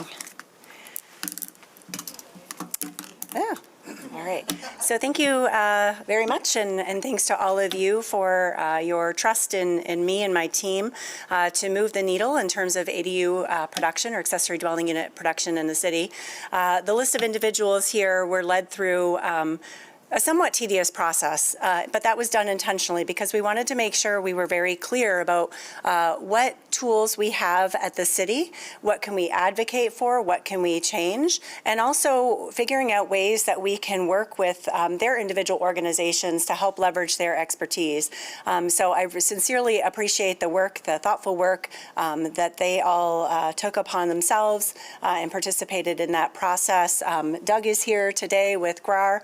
There's going to be a great partnership with them to help to leverage organizations like GRAR to help communicate what options are available in terms of housing resources and housing possibilities in the city of Grand Rapids. So I think that that's a really exciting process for us. So what you have before you today or attached to your packet was the report of the recommendations that the task force created for you. That really serves as kind of the conclusion of that work, and so we're greatly appreciative. So today I'm going to run through a little bit of the process that we went through and then highlight a couple of the recommendations. I won't go into every single one. The packet's quite lengthy, as you can see. There was approximately 100 recommendations, but hopefully it'll give you a flavor for what we are looking at and kind of a guide for how you would use this document if you haven't already had time to go through it. So in short, we are looking at encouraging ADU production here in the city. We've made good progress. I realize that the numbers may not be reflective of what we would like to see, but back in 2024, the city did make some significant zoning changes, and we were able to permit more than 16 units in the city. Prior to that, I think we were at about 9 units for the decade previous. And so number-wise, I realize that that may not be as exciting as, proportionate for what the production we previously had, but we also obviously were able to easily identify the fact that there was a need for us to look at our current policies, our current codes, and then also what relationships might exist and just ways we can better communicate to individuals that live in our city or would like to live, and how we can get more production of accessory dwelling units in the city. So all of the the recommendations that were created by the task force were broken down into these 4 categories, really focused on what is the customer experience, or how do people know that they can build an accessory dwelling unit in the city? Where do they go for that? What regulations or what zoning is in place when we talk about building a new or converting an existing area to an accessory dwelling unit or an ADU? What building codes are in place? And so that would also help in terms of guide the specific construction requirements. And then financing. How do we help people plan, budget, and access financial resources to facilitate their plan to construct an ADU in the city? So historically, accessory dwelling units were very popular. You can see, especially in some of our older neighborhoods, we have carriage houses, granny flats. I can't believe how many names there is to describe accessory dwelling units. But for our purposes, we call them ADUs, or accessory dwelling units. So there were a number that used to exist in the city, and some still do. And so when we look at our zoning regulations and such, we want to be very clear that an accessory dwelling unit is subordinate in nature. And currently, we do permit it in association with either a single-family dwelling or a duplex two-family dwelling. Before you is a little bit of a history. I won't belabor that, but as planners, we find it interesting to look back where we were prior to 1923, when we didn't have zoning exist in the city of Grand Rapids. We called it the Wild West, meaning that there was no specific zoning regulations that said whether an accessory dwelling unit could exist or how it would exist. And so we saw a great deal more than maybe what we have today. As we started to plan and zone, not unlike other things, perhaps we were overly restrictive, and we were not able to see the level of production that we had previous. And I think we're pretty familiar with the history of zoning generally in the country. But back in 2007, following the previous community master plan, we took a hard look at our zoning regulations and recognized that we wanted to specifically and proactively say in Grand Rapids, accessory dwelling units are legal, they are permitted, and we want them to exist. Clearly, we've had different planning and zoning efforts to modify those requirements to make it easier to build, and 2024 being the latest example of zoning reform in the city for accessory dwelling units. So this was the schedule that the task force went through. So understanding early last summer, what is the current process? We explored what financial mechanisms and ways that community would know or residents would know. How do we build a culture to understand that accessory dwelling units are desired in the city? And then from there, we were able to identify some draft recommendations, and then we refined those through the fall. We also had a prioritization effort to make sure that we were able to help the city, or they were able to help the city identify what do we think, what levers would be, could quickly produce accessory dwelling units, and what might take a little bit more time to pull a lever, but ultimately yield more production. And so we wanted to make sure that we focused on how that change can happen. So what would be the resident experience, what is the process, and then what other rules and regulations might need to change as a result. So here is some of the sausage making that you can see that we led the task force through. Ultimately, the task force landed on 105 ideas.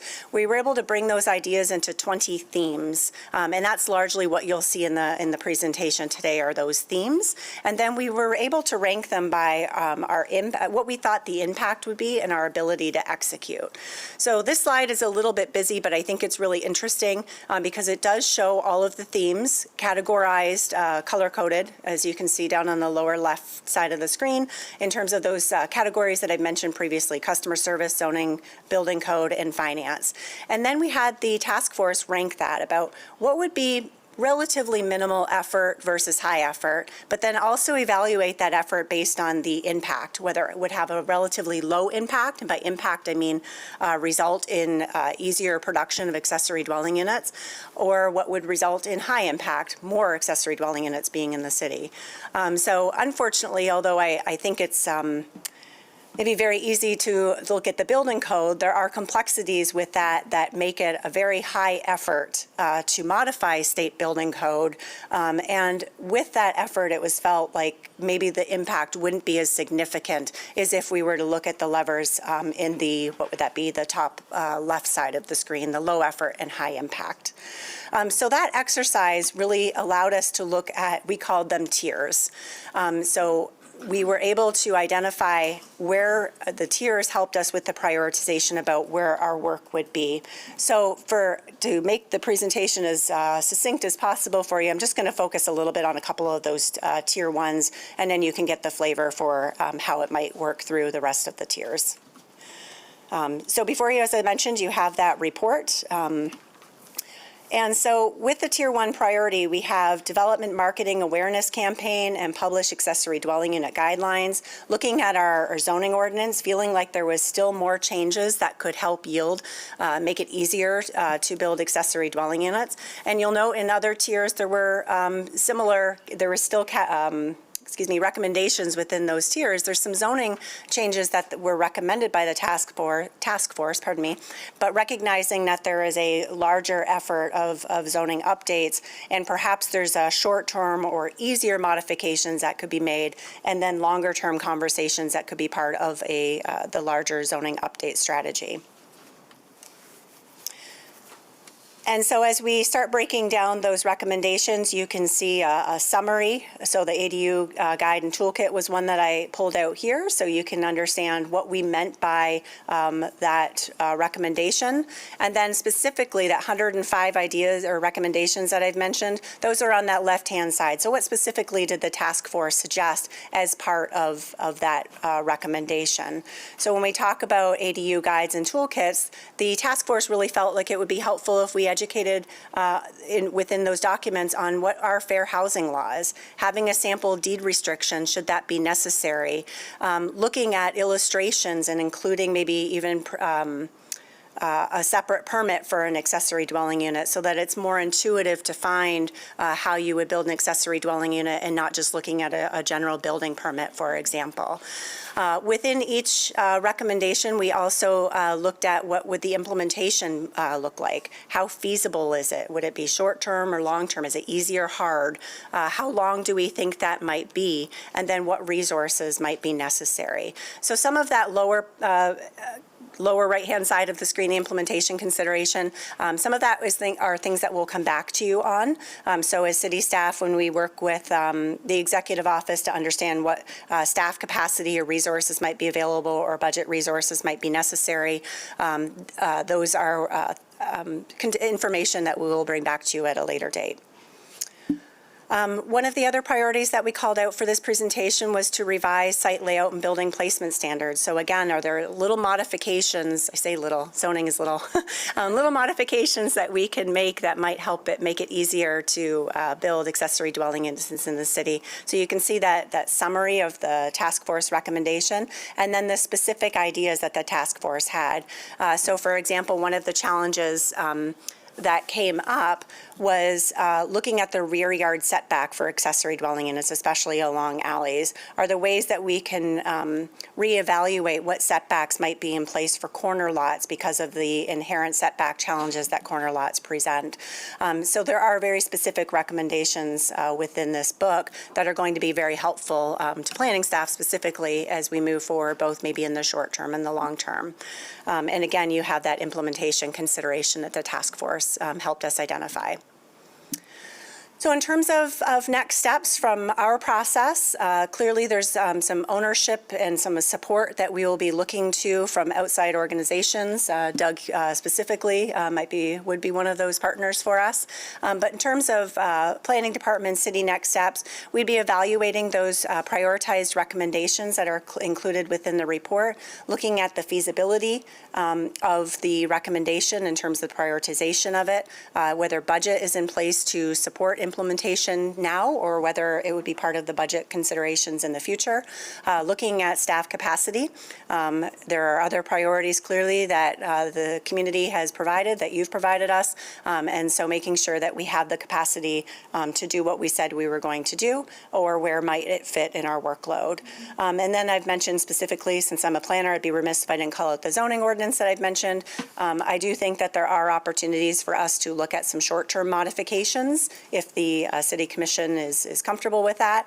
And then there are some longer-term considerations that I think are better suited for the larger update that maybe have greater policy considerations that aren't quite as simple as a little line in the ordinance, that will take far more discussion that would be productive, in my opinion, to take part in the greater context of the zoning update. So I believe that concludes my presentation. I realize it's a little bit small, but I did want to make sure I reiterated how those priorities and recommendations are all before you on this screen in case we needed a reference back. So thank you very much. Great, thank you. Everybody up here knows this is near and dear to my heart, so, and probably most of the population knows that, I hope. So, thank you for your work on this, and thank you to the group that did it, but also to the city staff and city manager for making this a priority. There's lots of exciting stuff here, and I think you nailed it in terms of the categories and at least a first draft on prioritization. Some things are hard in the sense that they're further outside of our reach. So like changing state law. That's not something, I mean, we could do a resolution saying we should change state law, but ultimately it's not in our power other than as advocates. But zoning stuff, right, we can get on it. And working with some of our community partners on this would be great. I think that it's also worth pointing out, like, we don't have very many of these right now in the city. And that means I think we have an opportunity. We have a problem and we have an opportunity. The problem is we don't have very many. The opportunity is if we lay the groundwork, we're not giving away the farm on things like financial incentives. So, for example, if we said anybody who builds an ADU and gets revenue from it will exempt that from your city income tax for 5 years. Well, we're giving away a revenue stream that doesn't exist yet, sort of like when we give property tax breaks. And we could certainly, it seems to me, craft some property tax breaks that would incentivize ADUs. And again, given that there aren't many out there, we'd be temporarily foregoing non-existent revenue and hoping to stimulate things that would be long-term investments in the city. So all of those things are, I mean, if we had 20,000 of these and we said, let's not tax them, that would be a fiscal problem. But given that we don't have very many, if we could say anyone who builds one in the future, we're incentivizing investment in the city. And so I think those tools are things I'd love to have this body think about going forward. We give property tax exemptions for lots of things, industrial exemptions, obsolete property. We do a lot in the commercial space. But I think there's a lot of opportunity here to incentivize people to invest. I want to at least remind everybody, one of the things that people are talking about nationally right now is when we have a housing crisis, we also have massive, massive numbers of empty bedrooms in people's houses. People in my generation, when their kids move out, they keep their 5-bedroom house or their 4-bedroom house, and it's got a couple people knocking around inside of it. That's another conversation we can have some other day. That's not this topic, but I at least want to point out that other cultures, places that are scary and, really foreign to the American experience, like England and Australia, having borders in your house is a perfectly routine, normal thing to do. And we might want to, if we're going to be a more welcoming community, talk about, like, how can I rent out my apartment to a bedroom in my house to a nursing student or to a nurse or to an EMT tech or whatever. So that's a broader, that's the next horizon, I think, or a next horizon. The other thing I think it's worth pointing out is this is really important work because often when housing affordability, people talk about affordability, they just talk about income versus the cost of housing. And I think the right basket is income versus housing plus transportation. And the thing that the city is better at than anywhere around the city is we're denser. We're closer. We have more possibilities to get around with less transportation cost than, a housing unit that goes in Lowell. So we can do affordable, globally affordable housing easier than any other part of Kent County. And so I think it's really important for us to realize, we have a resource, which is the density of our community already, and helping people fit into that is going to help us get to a lot of our goals, our environmental goals, our, affordability goals. Just by building anything in the city, you're achieving those goals. So this is great. The other thing that I think is it's funny, I went to a happiness expert. The Econ Club had a guy talking about happiness. And one of the things that he decided was going to make his life happy was multi-generational living. And so he's doing that.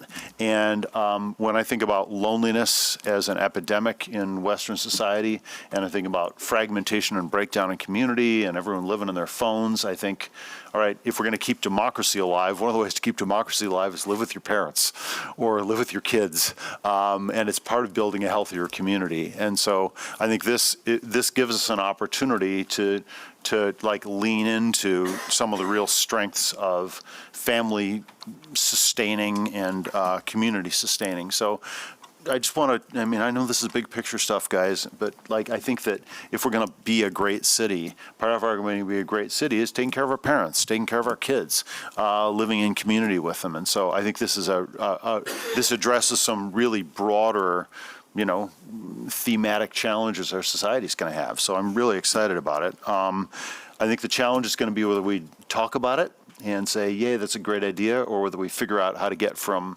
16 units to 160 units a year or 500 units a year. And we're going to have some work cut out for us there, but I really hope that we can invest in it, and I think these are the right baskets. I would love to see your department, for example, having a booth about ADUs at Commission Night Outs, and maybe some staff people can go out to neighborhood associations and spread the word about the viability of this. But I think we also always have to be asking, if it's not happening, what are the barriers? Why isn't it happening? And so I think we got a lot of work ahead of us, but I really appreciate the framework. And I think it's a great starting point for the work. So thank you. Commissioner Robbins. Yeah, thanks, Mayor, and thanks for this presentation. I'm super excited about this. I think the group that was put together represents a lot of good stakeholders with a lot of good knowledge going into some of these changes. I guess, I'm curious what the broader response has been. I know some of the people on the task force kind of represent the lending world, and I know, we can make it as easy as possible for people to build an ADU within the city, but curious to hear, if we're, getting pushback from them or what sort of willingness it is. I don't have, $80,000 sitting around to sink into something like this. So I imagine a lot of people will need some sort of, lending on the onset to make something like this happen, which could, in the long run be a good financial investment for them. But curious to hear, just given that these are kind of more unconventional, what the response has been from that whole realm. Sure, I can start, and if you have anything to add, but I would, we intentionally did have representation from the lending institutions present on the task force. I would say it was very collaborative. There's definitely some additional work. My glasses on, I think it was in Tier 3 that there's a recognition that will take some additional conversation to better understand ways that we can support the lending institutions in our community to recognize or modify some policies that might be currently in place. Do you have more that you'd like to add? Yeah, I think there's at the national level, obviously ADUs are a topic that's not just local to Grand Rapids. That I think the Freddie and Fannie, the major mortgage institutions, are kind of working through some of their own stuff to be able to create this under a federally backed mortgage product. I think there's a variety of other products that whether that's a home equity line of credit or a refinance your property. Also, it also will depend on how an underwriter looks at the property, right? In a lot of scenarios, this could appear to be a duplex, right? If you're going to have a main space that you live in. It'd be like me living in a duplex on one side and renting out the other versus I have my primary residence that's attached to an ADU. It's how to establish that income stream. And I think the income stream is something, some people are going to build this regardless of the income stream. They don't care. But if, to your point of like, how are people going to get the confidence to go take on a project like this, being able to justify to a lending institution that this is a marketable product that has the viability because it's legal in Grand Rapids, that they can say, well, it will bring in X number of dollars per month if I lease this out to someone, that is typically good enough to suffice to back a mortgage product. We did put on here as a lower recommendation, but the short-term rental conversation around them, right? I think we have a limited number of short-term rentals in Grand Rapids. Not to say that every one of these, if it's a new product, it's not taking a housing unit away from someone that exists now. How financially backable that is, but in the short term, if you're able to utilize the revenue from a short-term rental, I think a lot of people who, I happen to own a short-term rental in another community, and it's a pain in the butt to have to manage that. So, but if the carrot of being able to create a short-term rental gets the unit built, and then someone decides, well, I don't want to have to manage this every weekend and clean it every time someone's in town. Let's just rent it for a year and call it good. That's a pathway to incrementally build more opportunity. But again, it's creating as many opportunities, and you let the market figure out what's the best path. Sure. Yep. Thank you. Commissioner Kilgore. Yes, thank you all so much for this presentation. Can you please remind me of when the zoning ordinance, how far are we from that? Yep. So we would anticipate late this year, early next year, so early 2027, when we have draft language for Planning Commission to respond to. So some of the more engagement and discussion would take place over the summer, but the goal is to have an ordinance before this body for consideration by summer of 2027, but the draft language will be early 2027. Yeah, thank you. So while we're sort of a little ways out, I'm wondering, I'd love to hear your feedback on a possible interim help for this type of work, specifically for the minimum square footage requirement per dwelling. We currently allow for 2,000 square foot, which sort of limits most lots to about 2 units. It says even though we voted last year to allow up to 6 by right on certain streets, but that's something in the interim that we could do, and just looking at the feasibility of that and how we could possibly go about making some interim changes as we have, because that's still a ways out. So that I think that'd be a great idea to, in the meantime, do, and how would we go about that if that's something we'd like to explore? So I think that that's definitely an option. I'll be careful on how much I bite off here, but within Tier 1, there are some additional low-hanging fruits in terms of zoning modifications. So you've mentioned some already. So I think that that's definitely doable prior to the 2027 timeline that I've mentioned. There are other conversations. Mr. O'Connor just mentioned it as well around the short-term rental. Those are larger zoning conversations that are far more complicated, that I won't belabor today, far more complicated, that are probably better suited for that 2027 process that I've mentioned, the larger update.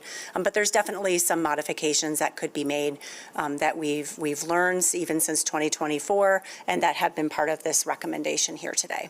Wonderful. And so how would that, just for process-wise, how would you move forward on taking on some of those low-hanging fruit? Thank you. Sorry, I didn't describe that very well at all. So that would be kind of a staff initiated. If I know that there's positive feedback today on these recommendations, my next step would be to discuss it with the Planning Commission. For something like what we're talking about, especially in the Tier 1 recommendations, those are something that we would do internally, meaning planning staff is more than capable of writing the zoning text amendments that we would then put forward to the Planning Commission for public hearing and for recommendation. Typically, best case scenario from start to finish, that would be about a 3-month process. Now, of course, it's going to take closer to probably 5 or 6 months because we do need some time to write the language, vet it with the city attorney's office, update the Planning Commission. So I would say fall of this year, we could probably be bringing some zoning updates to you around the recommendations of the task force. Yeah, thank you so much for your feedback, and I'm very supportive of what we've been following this for a year now, very supportive of this, happy that you all brought this to us, and my hope, colleagues, is that we can do just that, of sort of fast track some of the things that we can do that are low-hanging fruit, that are accessible to us now to jumpstart this process. So that's my hope, and that's my feedback. Thank you. Thank you. Thanks.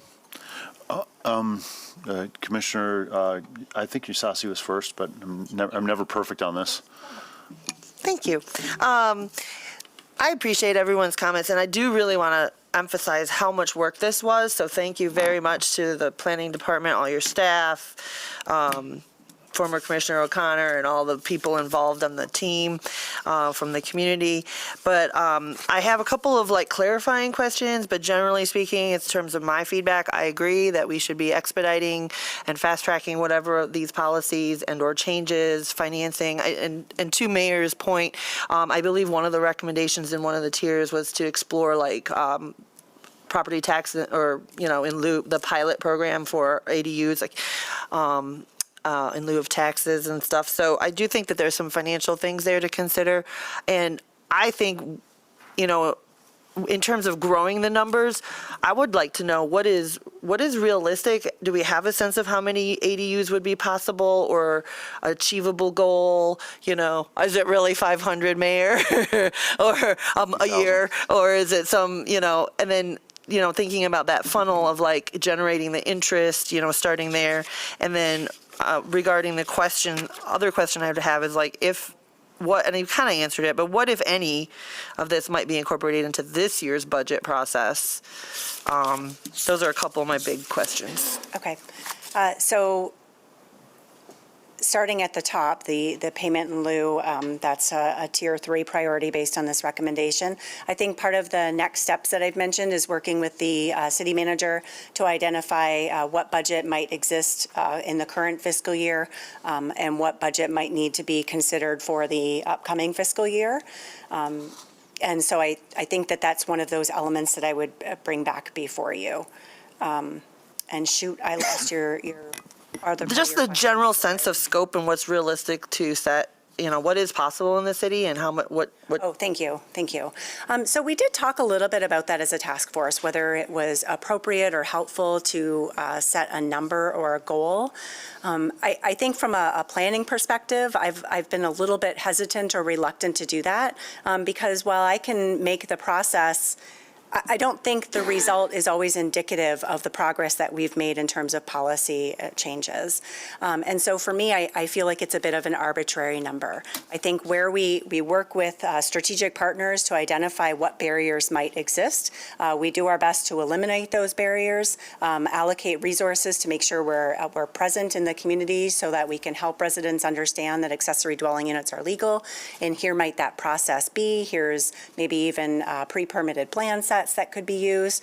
To set a number when I don't control whether you build an accessory dwelling unit in your yard feels like a very, to me, it's not a metric that's aligned to the effort or the work that we put in. So I've been a little bit reluctant, and the task force, I guess, maybe heeded that reluctance on that conversation that we had and did not put that. Yeah, I appreciate that. And if we took it out of just the goal setting and just in terms of scope, if we were to say everyone everywhere wanted one, how many would even be possible? Is it several thousand? Is it a couple hundred? Just a generalized. Oh, yeah, we didn't. No idea. Okay, that's fine. That's just curiosity, really. My other question before I relinquish would be just, is there anything, what is it that's preventing us from having roomers or boarders right in our homes right now? Is it a zoning code thing? No, you can have up to 6 unrelated individuals living in a home. And so if you choose to have unrelated roommates, I guess, if you will, and there's nothing illegal about that. There's some controls that aren't specific, but in terms of how many individuals can reside in a home for, housing code safety reasons. We do have boarding houses, rooming houses, group living facilities that we did make some significant SROs, that we did make it easier to allow more SROs, single room occupancies, in the city back in 2024.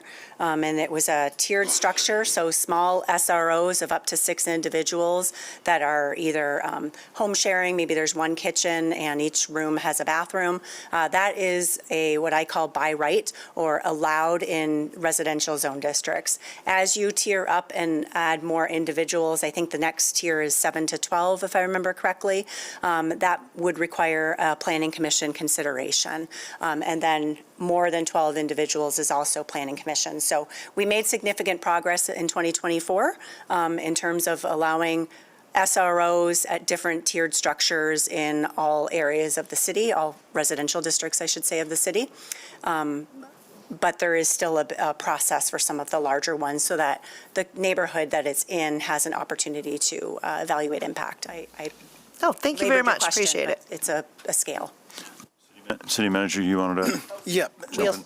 I was just going to reply to the resource questions. And so part of today was just to get the feedback and get the report accepted. But several of the things are interdependent. So that ADU Resource Center, of having a staff person dedicated to help someone, you would have to have the volume of demand for that to occur. So while that may be a short-term fiscal thing that we can look at, it may not be sequentially viable at this point. It's early in the process.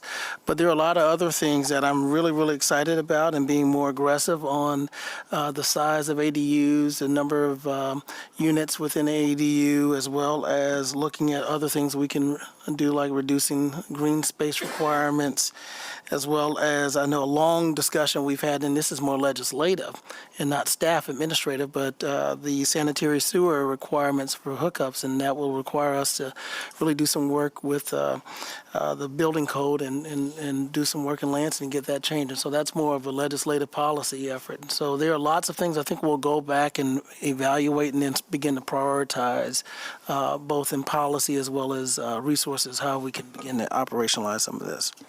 Yeah, and another one of my least favorite ones is the fire requirement for windows proximate to lot lines, because lot lines aren't flammable. If we could modify that so it was proximity to other structures, but that's again a building code change, which means legislative. Doesn't mean anything we can do at the city. Commissioner Isasi. Thank you, Mayor, and thank you, Kristen and John, for giving this overview. Thanks to all that served on this body. I really like the slides where if you went back, you don't have to go back, but just had the detail and then the timeline. I think that was really helpful for decision making. These were sort of the themes that I had as I was preparing for this: is safety, lending, and economic development. One, my question was, what were some of the safety considerations, or was there? Obviously, there's a building code dynamics, but did we cross-reference this with our fire department? To just talk about any of those concerns, something new coming online, how do we identify, a location that, I have a very small lot, so you would be able to find it if I had it in mind, but maybe for others. So just some of that cross-section of departments. And then I really appreciated the dynamics on lending, because I think there are, to have that up front. I think there are some opportunities with some statewide CDFIs in other parts of the country where I've seen some different lending tools that are available, and that we can potentially, a pilot. And then with economic development, so that's more a comment than a question. And then in terms of economic development, I'm very much in favor of, yes, we offer a lot of abatements that are very large, and I think there's a lot of feelings about those. Why are we doing it here? Why are we not considering that? And I think that would be, to me, it's always like, well, we do want to increase the amount of, income and residents coming in and income tax, but how do we help balance that? And so I think this is a good way to sort of recognize that and to be able to create some more equity in that system of, passing on those savings. And then I think even for us, I would probably even go a step further, because, I'm sitting here like, I have a family member who's living with us because of a precarious housing situation that they found themselves in. I'll be gone for 15 hours today, and I basically, most of the week I sleep at my house, and that's what I do, right? And so, and a lot of us may be like that. And so to be able to say, like you said, some of it is cultural, some of it is, shifting that, like, being able to share costs.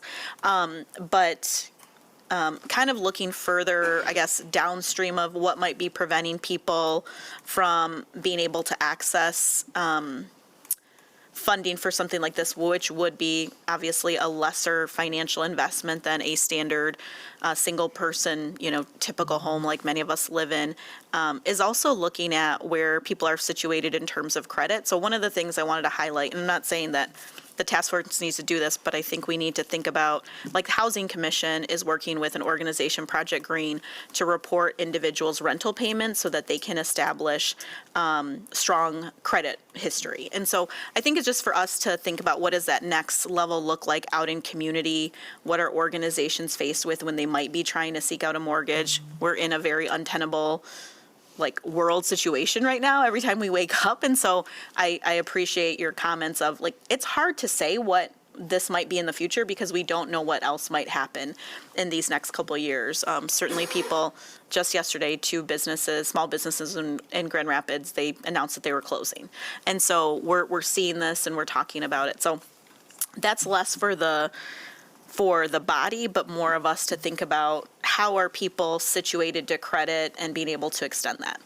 And then lastly, I'll answer the question that city manager also wants to know. I don't want to just hear what you think about this, but what are you telling us in terms of support? I am supportive of these actions.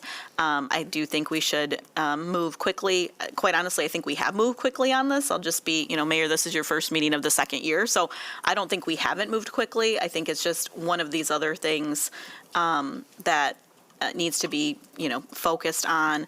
And I think we'll all have to combat that, as we have different housing types. Unfortunately, a lot of things in my inbox are people who will say things like, I don't want this type of development here. I don't want these kind of people living here. We saw some of that in, quite honestly, a development that was happening in the First Ward, an article that some of the comments about the development were just, they were cruel, quite honestly, and I think they were not true. And so I think we just have to be able to, colleagues, understand that there will be a lot of different feelings about, a different form of housing because we're all set on whatever the standard is, and I'm prepared to support that. I think we've done that in the past. We've had unanimous votes on things like community land trusts. That was a couple years back, and there was a lot of feelings about that. That project's able to move forward. I see people now there living.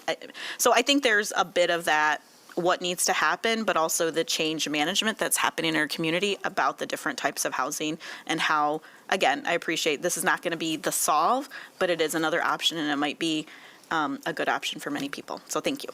Thanks, Commissioner. And I think, to highlight some of the points you raised, I hope that a lot of this investment is going to be local investors. It's going to be small investors. It's going to be an opportunity for some of those, first-time contractors that we spend a lot of time focusing on, because this is not, building a 300-story building. This is, a modest thing that you can build with a fairly small crew, usually.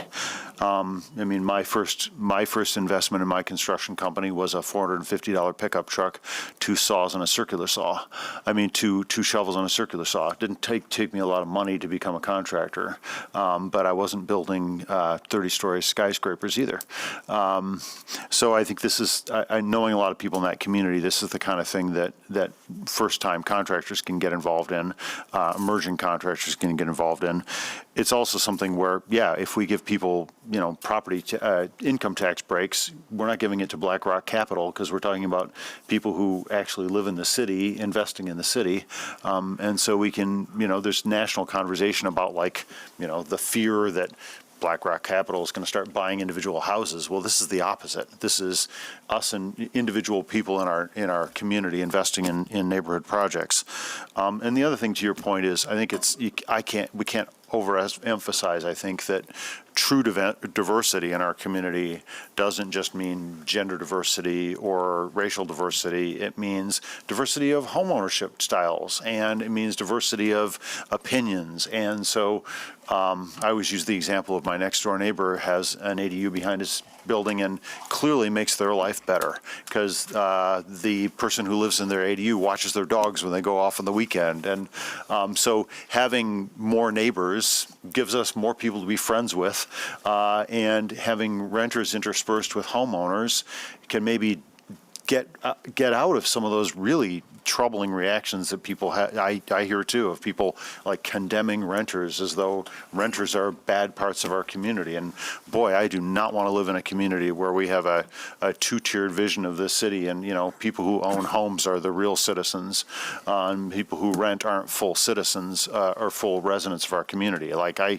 hope I'm sure we all completely reject that framing, but it's out there and people jump to it, and I think maybe the experience of having a renter in your backyard makes the whole idea of renters a little less scary, because if they improve your quality of life, then you're like, wow, this is great. I never thought of this before. But and again, I tell the story of my daughter renting in Glasgow in Scotland, who's now like really tight friends with the person that rented her an apartment, and so are we. Like, we've stayed in their house for free when we went to Scotland because they were out of town, and they liked my daughter, so they let us use their house when we were in town. So interaction between renters and homeowners can be awesome, and almost always is awesome. We all live in cities because we like people. If we didn't like people, we wouldn't live in cities. So movements to have more positive interactions in our community, beautiful thing as far as I'm concerned. So thank you for the presentation. I'm excited about everyone's enthusiasm about this. I've heard nothing but if you want to add something happy and positive, Commissioner, go ahead. Yeah, I just want to name something I don't think has been named. Really appreciative of all the work that went into this, and excited to pursue the recommendations.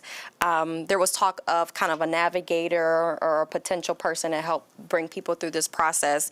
And though numbers might not support it, I think if we look big picture, when I think about all the emerging developers that need help navigating our process as well, I see kind of some similarities there, and would certainly would love for us to consider some sort of role, maybe joint between planning and economic development, to really help people through the process. As I talk to folks looking to develop their properties, their commercial properties, their mixed-use properties, if it's your first time, it's really, really difficult despite all the resources we have available. And so we'll love to pursue something like that as part of this plan, but also our priorities around emerging developer and economic development. So thank you. So I just want to clarify. We have an ombuds person that we dedicated in the planning department to help with new developers, new citizens accessing the department. Is that still in place? Yes. Ms. Yes, Turkelson? Daryl Singleton is So until in this ADU assistance, could that be part of the ongoing work that's being done by that person, or is more capacity needed? I mean, to fulfill the full recommendations of the task force, I think that there would be some additional resources needed in the short term, definitely between our customer ombuds person and planning staff in coordination with economic development. We've sort of been taking on those existing rules. I'm sure there's mixed feelings as to whether or not that's sufficient, but we do the best we can because genuinely have a heart as planners to want people and support people to fulfill their projects. Thanks. And actually, I was with somebody, and I forget where, who said, well, when someone comes to us and they've got this dream in their mind, we're like, that's a great dream. Why don't you go talk to planning before you get too excited about your dream? You got to see if it's achievable. So some of these things, I think your point, Commissioner Perdue, is like cross-pollination and cross-departmental communication, and even cross-sector. The fact is that you are not scared of the idea of a construction loan. It's not something that's a new concept for you. It's the world you live in.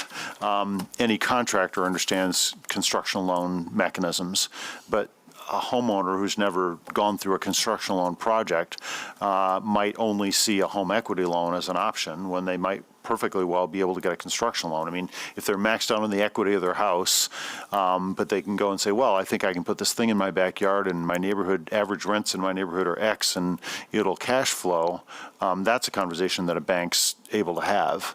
And and then the whole concept of construction loan is you tier out the money. When you want the money for the foundation, you release a certain amount of money. When you want the money for the sewer connection, you release a certain amount of money so that the money doesn't get spent on, vacations in Belize. Construction loans are a very useful product, but not something probably the average resident in our community has ever had experience with. So those kinds of folks ideas when someone on our staff can be like, hey, have you thought about a construction loan? Have you thought about this? Like, you don't have to be a banker, you just have to be in this space. And that's where I think our staff can really help if we facilitate them building a culture of yes, of getting to yes, right? And you're great at it, but I think that being able to say, well, I heard that Fifth Third Bank's going to offer this product or whatever, like that's going to get to you before it gets to the average person on my block. And so the ability to communicate effectively, I think our staff is a critical information disseminator as much as anything else. So thanks. Okay, well, thanks for that. Seeing no further comments, I'm going to move us into, I got a request from our city attorney for a closed session on ongoing litigation and some property discussion. So I would ask for a motion for us to move into closed session. So moved. Support. Can you call the roll, please? And this will be immediately following the meeting in room 601. Commissioner Kilgore? Yes. Commissioner Knight? Yes. Commissioner Robbins? Yes. Commissioner Sassi? Yes. Commissioner Purdue? Yes. Commissioner Belcheck? Yes. Mayor LaGrand? Yes. Thank you. That adjourns this part of the meeting. We'll move to closed session.